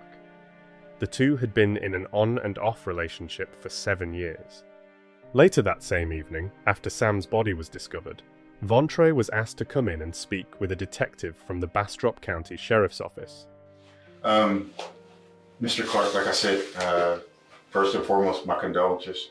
I know you told me a little bit on the phone that, and we'll clarify exactly what relationship y'all had or didn't have, but regardless of the fact, you told me something critical on the phone, and that was that, she was carrying your baby. So my condolences, but I'm very grateful you're here, so that way we can figure out, one, I get to know her a little bit more, know more about her life, and hopefully find out what happened to her. So with that said, tell me, how long have you known her? I've known Sam for 6 years, maybe 7 years. Vontre and Sam first met and started dating while they were both temporarily working for the pharmaceutical company PPD Development. A few years later, their paths crossed again after they had both moved into careers in law enforcement. Vontre told investigators that their relationship was never really built on love or serious commitment. According to him, it was purely physical, and he had kept the affair hidden from his longtime partner, Laura Touton. Vontre and Laura were raising 2 sons together. I guess when you started when you started with APD, you said y'all kind of picked that back up. Did it cause, I know these are uncomfortable questions, did it cause any friction with your current relationship, or did you just keep that secret to yourself? I just kept it to myself. Yes. When did Samantha get pregnant, or when did she tell you she was pregnant? Sam told me she was pregnant Saturday morning. I want to say early August. Early August. I believe so. Are you in a relationship right now? Or you were in a relationship then in August as well? I'm sorry? In August, when she told you that you're in a relationship, did that cause you any stressors, or? I haven't even said anything. On the night Sam was murdered, Vontre told investigators that he had cooked dinner for his family. According to him, they finished eating at around 8:30 that evening. And then at about 9:30, I left. I went to the school. We have a school right across the street. Mm-hmm. Actually, I live right across the street from Sam. I don't know if you know that, but we live fairly close together. Okay. So I left because in my current relationship, we're going through problems. So I left and just stayed out for a while, and I just chilled in my car, walked around for a little bit, and I ended up going to the police station. Vontre said he made it back home around midnight. Surveillance cameras at the South substation of the Austin Police Department, where he claimed he had stopped to read reports, did confirm that he was there, but only for 23 minutes. However, Cameras covering part of the elementary school property did not capture him near the building during the earlier hours, as he had claimed. Laura confirmed that he had not been home during that time either. She also told investigators something unusual. Vontre had left his cell phone at home. Anything else? Can you think of anything else that you want to tell me that might help me? Or the only thing, there's nothing that I know about Sam that I can think of that would help. Mm-hmm. But when I was talking to Stephanie earlier today, she mentioned some things about Sam called the police on someone, I guess a neighbor or something. Stephanie Burgess. It's Sam's best friend. Vontre was placed on restricted duty with the Austin Police Department, and an internal investigation into his relationship with Samantha was also launched. Trey, or Trezzy, as some of his friends called him, attended college first in Oklahoma and later in Texas before graduating from the Austin Police Academy in 2012 and joining the Austin Police Department. While he was still in the academy, the young officer even gave interviews to local news outlets, speaking about how much he respected Austin Police Chief Art Acevedo. It's incredible. I mean, this is the guy you see on TV. This is the face of our department. It means a lot for him to come out and run with us because it shows us that he's behind us 100%. Vontre's 3 years in law enforcement had already been filled with dramatic moments. During that time, he received 2 commendations and 1 3-day suspension. In December of 2012, he was suspended after a vehicle pursuit ended with him crashing and rolling his patrol car. The driver he had been chasing had run a red light. But the following year, the young officer rebuilt his reputation after becoming the first responder at an apartment complex fire. Reports said he went door to door, evacuating residents as quickly as possible and leading them to safety while calling for backup over the radio. Just a few weeks later, he was recognized again. After spotting a known sex offender asleep inside a rental car in North Austin, Vontre quickly came up with a plan to take him into custody. In that case, he was credited with almost certainly preventing another assault. The day after Sam's body was discovered, investigators carried out a detailed search of her home in South Austin. They also examined the data from her cell phone. Text messages exchanged between Sam and Vontre in the weeks and months leading up to her death revealed that Vontre had been pressuring her to get an abortion. He openly told her he did not want the baby and believed the child would ruin his life. Investigators learned that after years together, he considered Laura to be his common-law wife, and in his mind, the new baby threatened that relationship. The house where the couple lived together belonged to Laura. During the search of Sam's home, officers also discovered her journal. In it, she wrote that she feared for her life and believed Vontre Clark was going to kill her. She described an incident in January when he tied her up, supposedly as part of a sexual role-play scenario. But Vontre had stayed in full police uniform and never removed his service weapon. Later, Sam told a friend that in that moment, she truly felt like he wanted to kill her. Even with all of that, Vontre was not immediately charged with her murder. Investigators in Bastrop County clearly considered him a suspect, but they were still building their case. As rumors about the investigation spread, many people close to Vontre Clark struggled to believe he could actually be involved. One of those people was Denise Hill, the mother of his closest and oldest friend. Never heard her name before until I looked it up myself on the internet, and then I started reading everything, and I'm like, wow, I was just blown away. And I'm like, these people are crazy. They're gonna let the real killer get away because they're totally going in the wrong direction. Denise's son, Kevin Watson, had been so close to Vontre since their teenage years that the two considered each other brothers. Because of that, Denise saw Vontre as one of her own sons too. She was proud of both young men. Kevin had been an honor student who grew up to become an electrician, while Vontre was a standout athlete who went on to become a police officer. They looked a lot alike at the time, and everybody thought they were brothers, so they just called themselves brothers. You know, Trey ate a lot of meals at our house. I got a police officer for a son, so I was very, very proud. Over the following years, Kevin started struggling to keep steady work as an electrician and eventually began making money by dealing drugs. He also developed a criminal record. Even so, the two men, an Austin police officer and his so-called criminal brother, remained extremely close, and Kevin's mother continued supporting both of her sons. My thought is, how much evidence would somebody have to show me to convince me that my son is heartless? Because that's pretty much what you're telling me. The Trey that I know, that I've known for 15 years, could not be capable of something this heinous.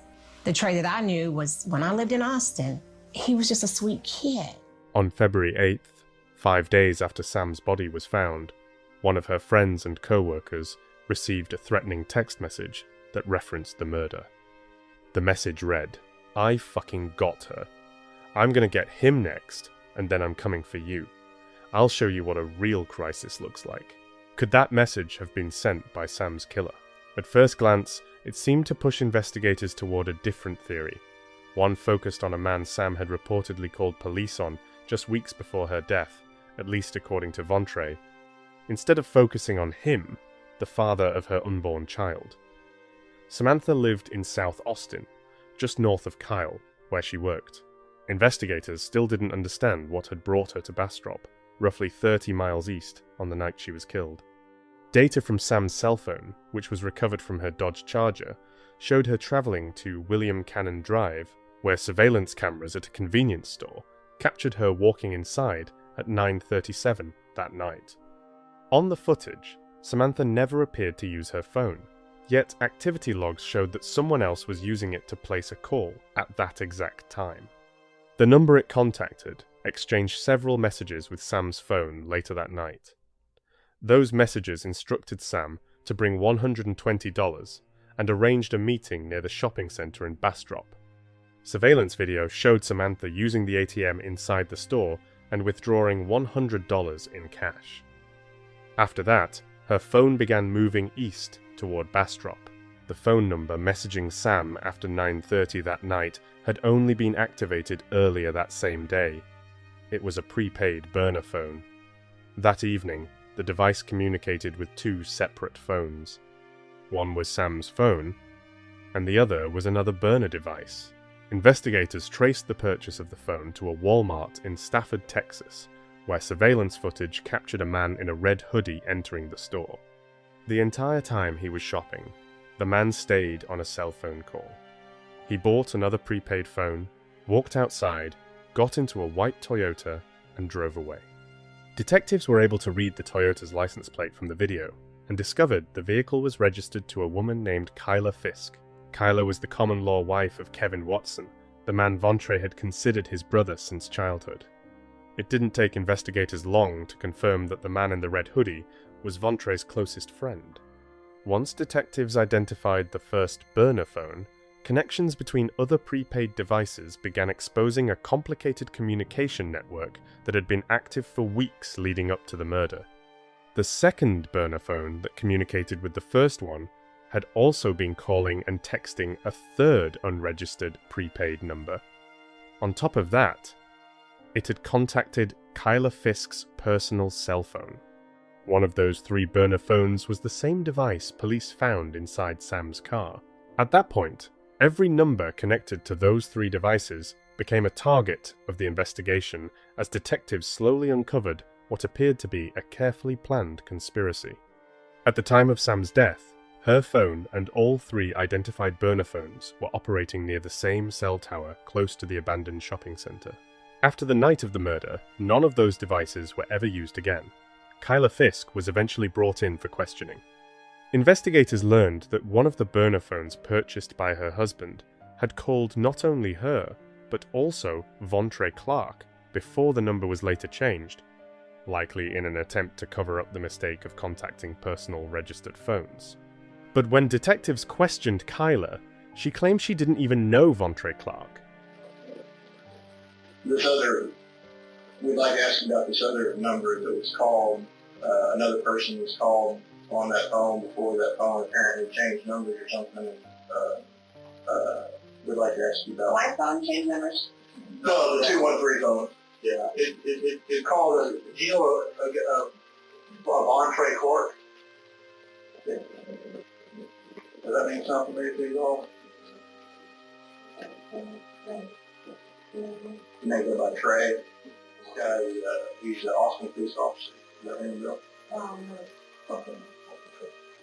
The number apparently called your number, and then they called it Entree Clark, and then the number was changed to a different number on the same day. Whoever bought the phone and was using the phone changed the phone number after it contacted you and this Entree Clark guy.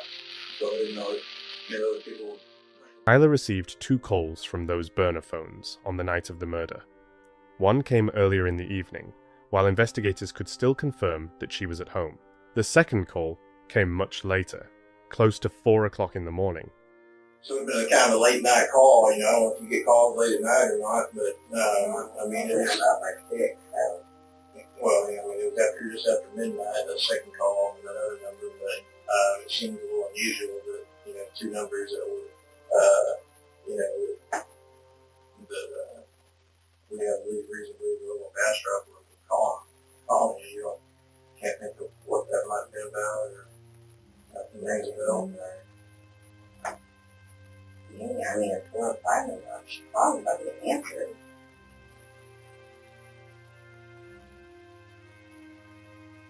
Yeah, it appears you answered the call. Does anybody else use your phone? I guess we haven't answered that. 3 burner phones had been used for communication between the people involved in the conspiracy, but investigators had only managed to identify 2 users. If one phone belonged to Vontre and another to Kevin, it still wasn't clear who had been using the third device. Kyla Fisk was at home in Houston, where she lived with Kevin Watson when the murder took place, so it appeared that the third phone was not in her possession. However, her personal phone, along with the 2 other burner devices, had also been in contact with another personal number belonging to Freddie Lee Smith, a longtime friend of Kevin's. After receiving several missed calls from the burner phone believed to be used by Vontre, Kevin sent Freddie Smith a message saying that Trey, or Trezzy as they called him, was trying to reach him. Freddie had an extensive criminal history. Reports also identified him as a member of the Hoover Gangster Crips. He seemed like a very likely candidate for the third burner phone, although investigators still lacked direct proof. Law enforcement set up wiretaps to monitor communications between everyone connected to the case. They listened to conversations for months. The wiretaps never produced the direct confession or smoking gun evidence that investigators in Bastrop County had hoped for, but the recorded calls did confirm many of the suspicions detectives already had. In one conversation between Kevin and Freddie, Kevin explained that he had made a mistake by placing calls from one of the burner phones, and later changed the number in an attempt to hide the call history. It appeared that on the night of the murder, Kevin had driven from his home in Houston to pick up Freddie, but forgot the address of Freddie's house. Because of that, Kevin called Kyla from his burner phone and asked her to look up directions. The recording showed that while talking to Kevin, Kyla was also calling Freddie at the same time, then relayed the directions to Freddie's house back to Kevin. Yeah, what's up? Bro, I got it. What's up? The phone. Yeah, I already know. So, we need to change numbers, pretty much. You know what I'm saying? Yeah. Like anybody that called, which one number, I talked to Kyla and I talked to you. Yeah. All for that? Yeah, you remember? Because I was looking for your house. Fuck. In July of 2015, investigators finally got a major break in the case. It came after they identified the phone used to send the anonymous threatening message to Sam's co-worker just days after the murder. That phone had also been purchased at a Walmart, this time in Katy, Texas. Surveillance footage captured 2 men walking into the store, buying the phone, returning to their vehicle, and driving away. Once again, the license plate led investigators back to one of Kevin Watson's friends, this time a man named Aaron Williams. The 2 men had purchased the phone together. Investigators charged Aaron with intimidation for sending the threatening message. While he was being held in Bastrop County, detectives began pressuring him to talk. They already knew Aaron had been with Kevin when the message was sent. Now they wanted to know exactly what Kevin had told him about the murder. that you know a lot more than what you're telling us. It's very apparent through the phone conversations you've had with Kevin, through your behavior, through everything else, that you know what's going on. What we're asking today is we want to know what these other people did, what he saw them do, what he knows what they do. That's what we're asking. What they told him. What they've told him, because he knows on the phone calls we've recorded, he's mentioned their names. He's talked about, putting the pieces, they talked about it, they're not putting the pieces together yet. They're not linking you to these people yet. There's a lot of stuff that was talked about in phone calls that leads us to believe he knows about what happened 5 days prior to them going to Bastrop and sending that threat. After repeatedly insisting that he knew nothing, Aaron eventually told investigators everything he had heard from Kevin about Vontre Clark and the officer's desire to kill Samantha Dean. I don't know his real name, but that he was married, and I guess he got that girl pregnant and she didn't want to give it up. Okay, and when you say Treasy, I know you don't know his real name. What do you know about Treasy? I don't know nothing about him. You don't know where he lives or what he does? Or I know he's a cop and lives in Austin. Okay, so Treasy's a cop in Austin that's a friend of Kevin's. So Trey, the Austin police officer, was Kevin's friend. Aaron told investigators that, as far as he understood, Vontre had paid Freddie, and possibly Kevin as well, $5,000 to kill Samantha. And he told me that they killed the girl. I don't know. Did he tell you who actually pulled the trigger? No, he didn't tell me who. You just said they? Yeah, they went out there and they went out there to kill that girl.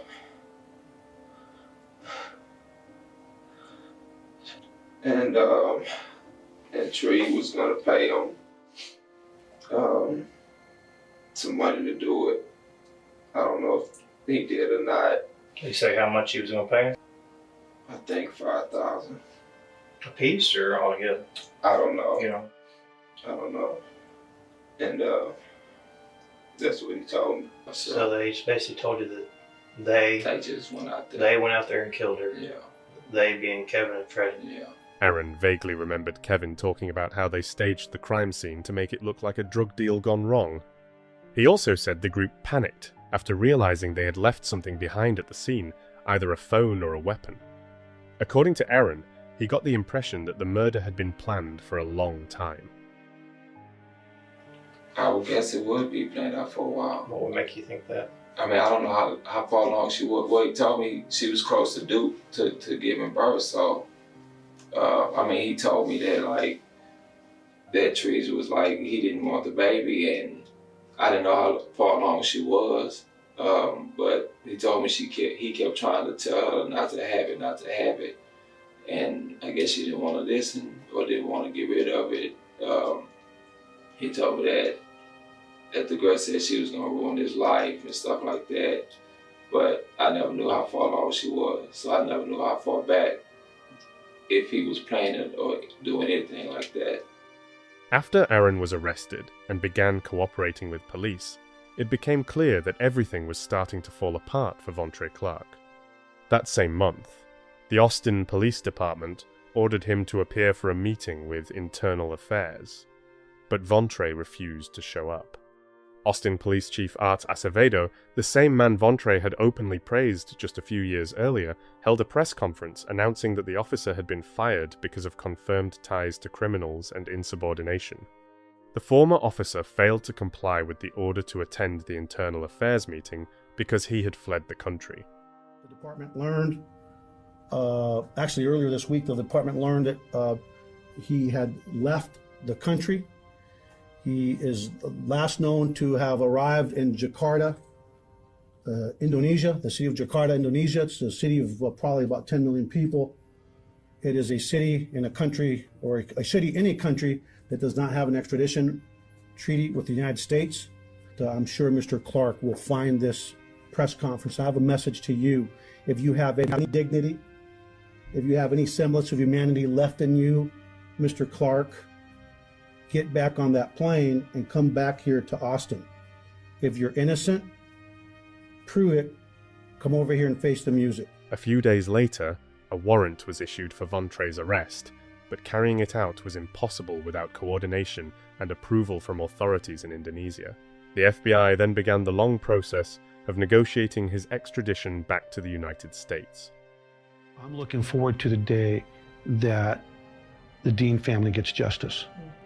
And I can tell you that I hope that that justice comes quickly, because what happened to that beautiful woman and her baby, there's no excuse for it. It's despicable.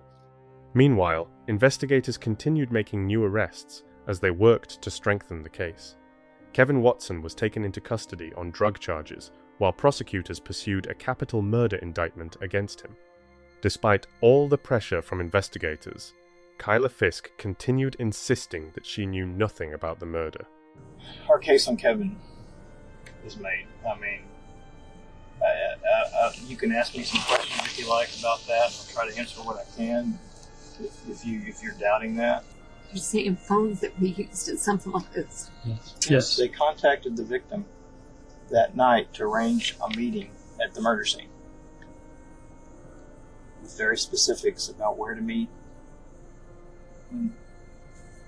There's just no question in that. And we know he had the phone. There's still other information out there that could be valuable on this. This is just not that person. This is not that person. I don't believe, like I read. One of the biggest problems with Kyla's claims of innocence was that her actions after the murder directly contradicted what she was telling investigators. For example, she had already lied to police during her first interview. Later, during a recorded jail visit, Kevin asked her to get rid of some stained clothing he said he had worn during an electrical job a few months earlier. In reality, he was talking about the red hoodie and grey sweatpants he had been seen wearing on the day of the murder. But if you're just some dumb person don't know anything, you wouldn't be going to the extent to cover things up like you're doing. I mean, that's because people are coming after me who have cases. People are asking questions. People are asking questions about somebody I love. But the only thing we asked you in the interview was we asked you about 3 phones, and if you knew Vontre Clark, and you lied about all 4 of them. Well, it sounded like when y'all talked from the jail and he talked about this electrician job he did 3 months ago and told you to get rid of that stained hoodie and sweatpants. Mm-hmm. Sound like you knew exactly what he was talking about on that phone call. Got rid of it. Yeah, I said you'd already got rid of it, don't worry about it. I did. I got rid of all of this shit out of there. What'd you do with it? It's gone. Where? That's what I'm talking about, Kyla. You're not being completely honest with us. Kyla Fisk was eventually arrested and charged with tampering with evidence for destroying Kevin's stained clothing. About 5 weeks later, the FBI secured Vontre Clark's return from Bali. He was initially detained for violating visa regulations, but far more serious charges were waiting for him once he got back to the United States. He was placed on a Department of Justice aircraft that landed in Austin, Texas, shortly after midnight on September 2nd.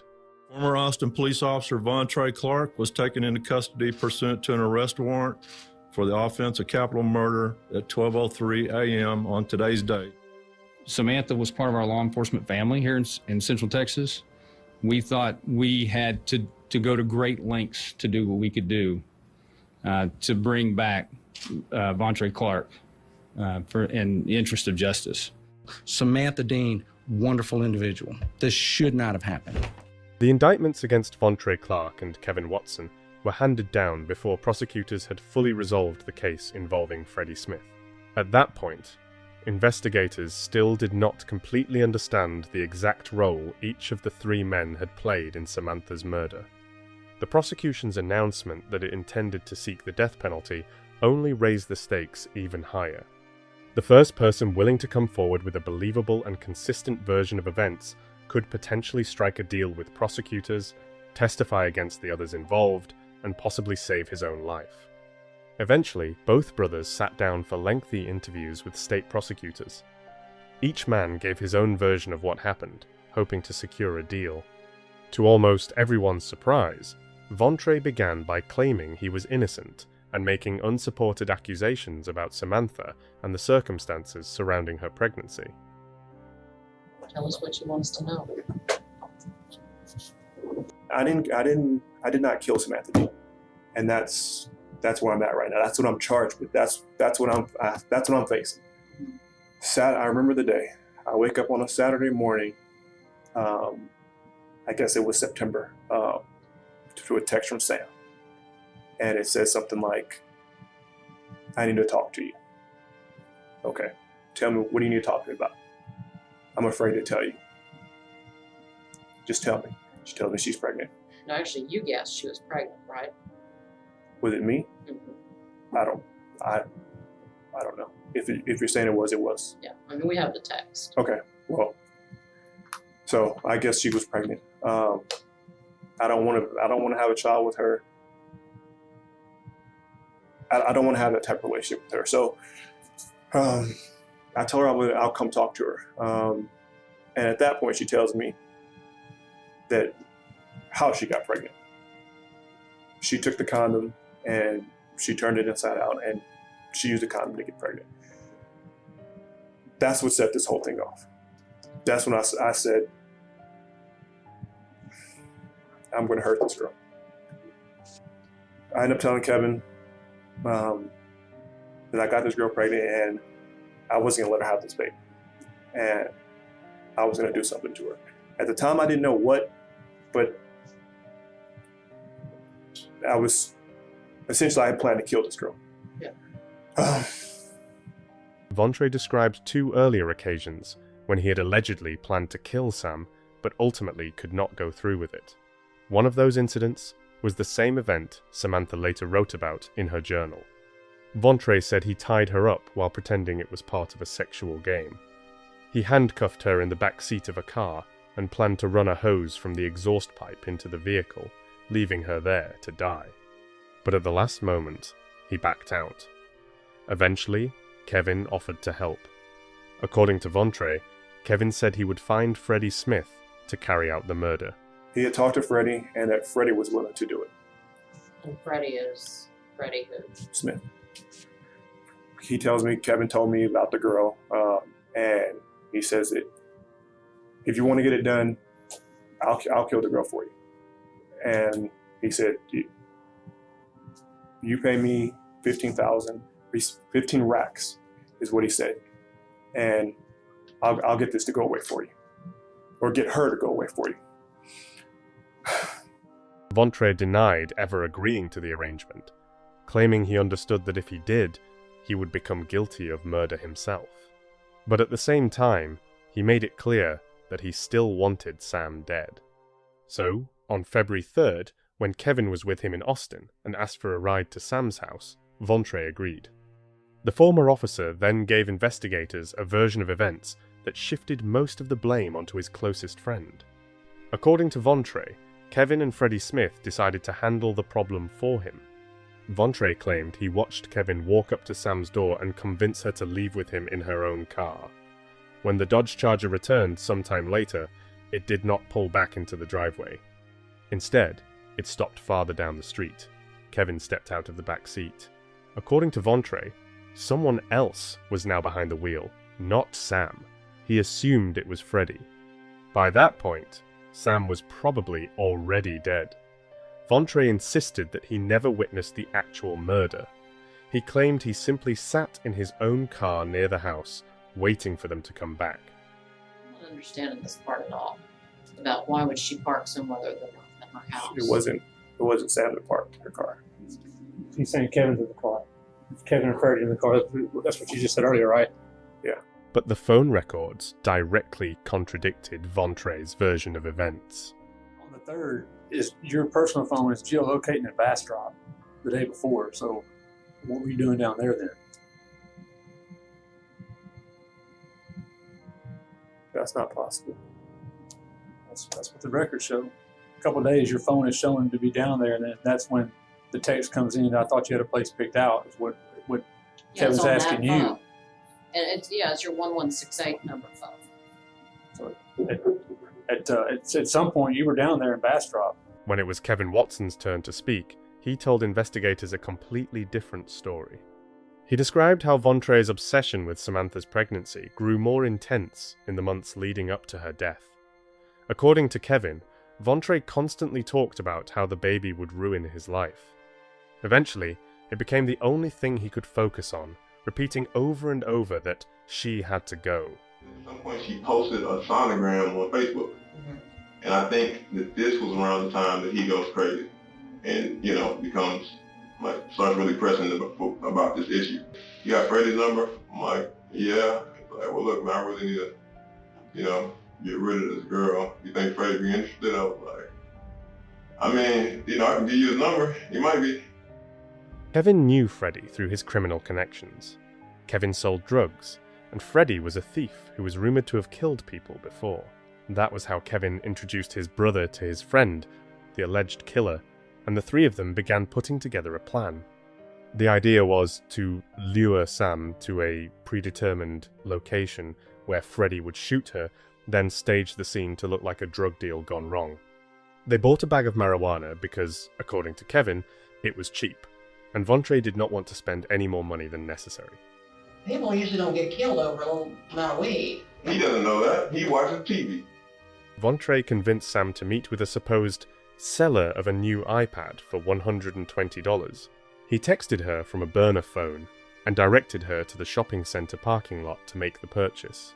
How did Trey convince her to leave that house with him, 7 months pregnant, at that time of night, and go out to Bastrop for... To buy a tablet? Yes, sir. I don't know. As far as I know, he was meeting us under the guise of buying a tablet. That's what I do know.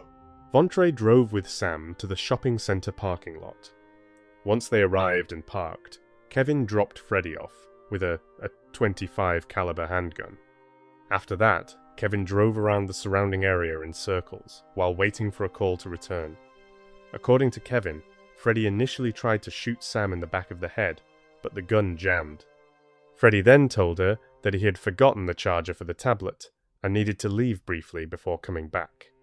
He called Kevin to pick him up. The two stopped at a gas station where Freddie fixed the handgun.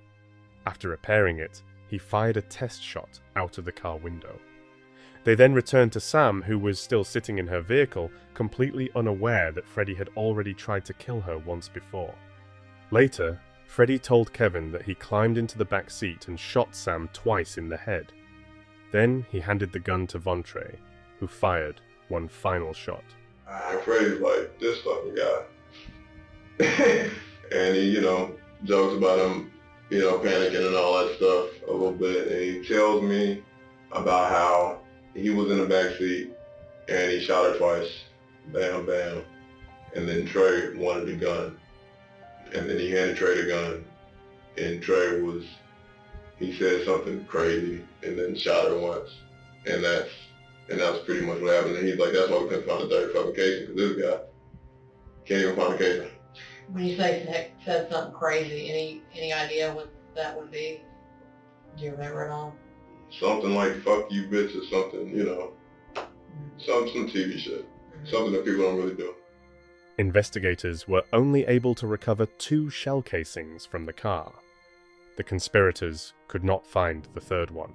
They removed the back seat and moved Samantha's body around while searching for it, but they never recovered the missing casing.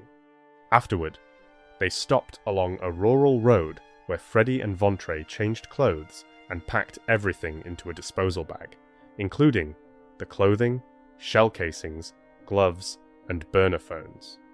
Once it was over, everyone went home.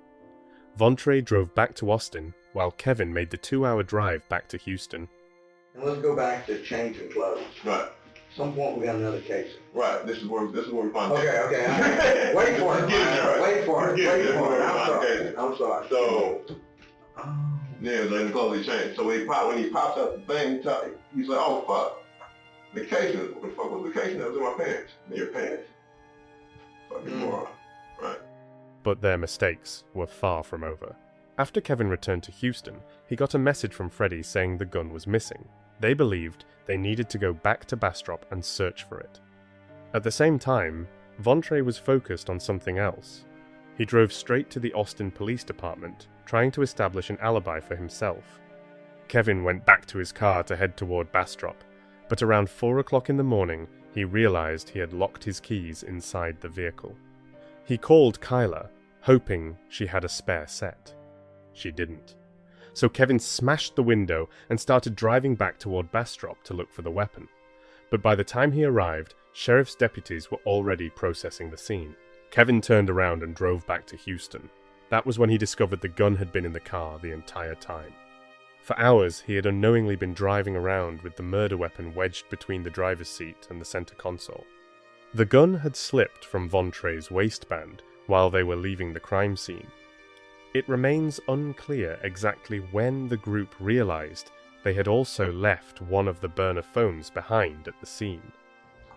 On the side of the damn, on the driver's side, from when Trey was driving the car. It fell like right here. Oh, in your car? Right. So when we hopped out the car at Freddie's house, I looked down, I'm like, fucking gun right here. And you'd already gone to Bastrop? I'd already gone to Bastrop and came back. Freddie's making fun of Trey because he's the worst fucking criminal anybody's ever seen. It's pretty much what it amounts to. He's like, this guy, he's fucking jumpy, he doesn't know what the fuck he's doing. You know, he's just fucking scary. He's a really bad crook. You know, the reason why you're a cop and not a crook, because you're a really bad crook. You know, one of those things. Kevin Watson personally walked county investigators through the route they had taken on the night of the murder. Step by step, he pointed out locations that he claimed were connected to the events of that night. For detectives, it became a critical part of the investigation because they were able to compare his account with the evidence and timeline they had already built. The atmosphere during the drive remained tense. Every stop forced investigators to revisit details of a crime that had haunted both detectives and Samantha's family for years. They drove past the shopping center connected to the case before heading toward a gas station. According to Kevin, that was the place where Freddie Smith repaired the handgun after it jammed. Investigators carefully documented every detail of the route, trying to reconstruct the exact sequence of events from that night. After that, Kevin pointed out a nearby location around the corner where, he claimed, Freddie fired a test shot from the weapon. That detail became another important piece of the overall case. For detectives, statements like these carried special weight because they allowed investigators to measure how closely Kevin's story matched the physical evidence and forensic findings. With every new stop along the route, the reality of what happened that night became even darker, reminding everyone involved how carefully investigators were trying to reconstruct every moment of the murder. We're sitting right here at this light. Yeah, that's what I was talking about, because it doesn't look like we're going anywhere. We're waiting to see if there's any cars, so we're taking a left. Shoot. Kevin Watson's version of events was supported by the evidence, witness testimony, and the overall findings of the investigation. His statements matched the facts detectives had spent years piecing together. Vontre Clark's version, however, was not supported by the evidence. Investigators were unable to find proof that backed up his explanation of what happened, and that became a major problem for his defense. Eventually, Kevin Watson agreed to make a deal with prosecutors. He pleaded guilty to capital murder in exchange for a sentence that allowed the possibility of parole after 35 years in prison. The agreement became one of the most important turning points in the case. By cooperating with prosecutors, Kevin agreed to testify against both Vontre Clark and Freddie Smith. His testimony carried enormous weight because he had been directly involved in the events of that night. Prosecutors viewed his statements as a critical part of the case, something that could help jurors fully understand how the murder unfolded. Inside the courtroom, every detail of Kevin's story drew intense attention because so much of the trial depended on his testimony. With Kevin now cooperating, prosecutors formally charged Freddie Smith with capital murder as well. For investigators, it marked another major step forward in a case that had remained complicated and deeply tangled for years. Prosecutors believed the combined evidence and witness testimony directly connected Freddie to the crime. Even so, Freddie Smith continued insisting that he was innocent. Despite the arrest, interrogations, and court proceedings, he never admitted involvement in Samantha's murder. Throughout the entire process, his position remained unchanged, while his defense team worked to challenge the credibility and motives of the people cooperating with investigators.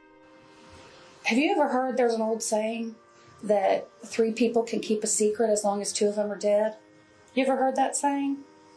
I've heard it before. Okay. So we didn't just by accident show up 4.5 years after a murder and arrest you.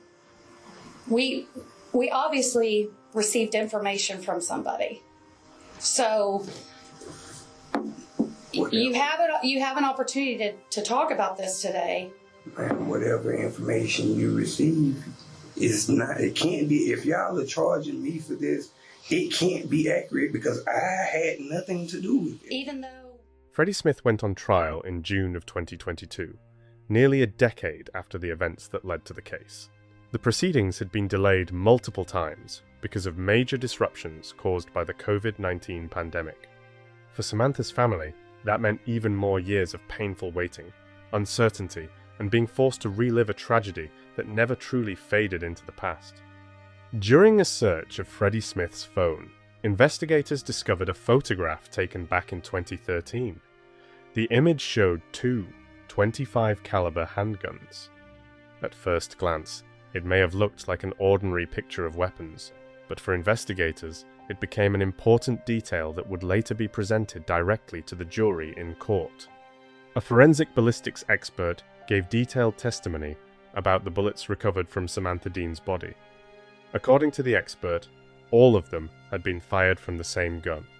The specialist also explained to jurors that one of the pistols shown in the photograph from Freddie's phone matched the type of firearm capable of leaving the rifling marks found on the bullets in the case. Those technical findings became one of the key parts of the prosecution's evidence and added an even darker layer to the story surrounding Samantha's murder. Kevin Watson and his wife, Kyla Fisk, also testified during the trial. The charges against Kyla had been dropped several years earlier. Investigators had long believed she knew far more than she admitted during questioning. At the same time, law enforcement ultimately concluded that any information she had about the crime came after the murder had already taken place. Because of that, prosecutors did not consider her part of the conspiracy itself. Even so, her name remained connected to the investigation for years as more details about the complicated case continued to surface. In the end, Freddie Smith was found guilty. He was sentenced to life in prison without the possibility of parole. For prosecutors, it marked the conclusion of one of the longest and most difficult chapters of a case that had remained in the spotlight for years because of repeated delays, hearings, and the complicated process of gathering evidence. Later, Vontre Clark also admitted guilt. For years, his attorneys had secured numerous delays while preparing for a potential death penalty trial. His defense team used nearly every available pretrial strategy in an effort to avoid the harshest possible sentence. Each new postponement dragged the case out even further after it had already stretched across years. His court-appointed defense ended up costing the county hundreds of thousands of dollars. The case involved complicated legal procedures, lengthy pretrial hearings, and constant procedural disputes, all of which highlighted just how massive and complex the criminal proceedings had become. In the end, the plea agreement spared Samantha Dean's family from having to endure another exhausting trial and listen once again to the details of the tragedy inside a courtroom. At the same time, Vontre Clark avoided the death penalty. He was sentenced to life in prison without the possibility of parole, finally bringing an end to a years-long case that left a lasting impact on everyone connected to it. I really don't like the word closure, because closure to me means that everything has been taken care of and we would go back home and Sammy would be there and Maddie would be riding around on her bike, but that's not the case. What this is a resolution. We have resolved from what we started with 7.5 years ago.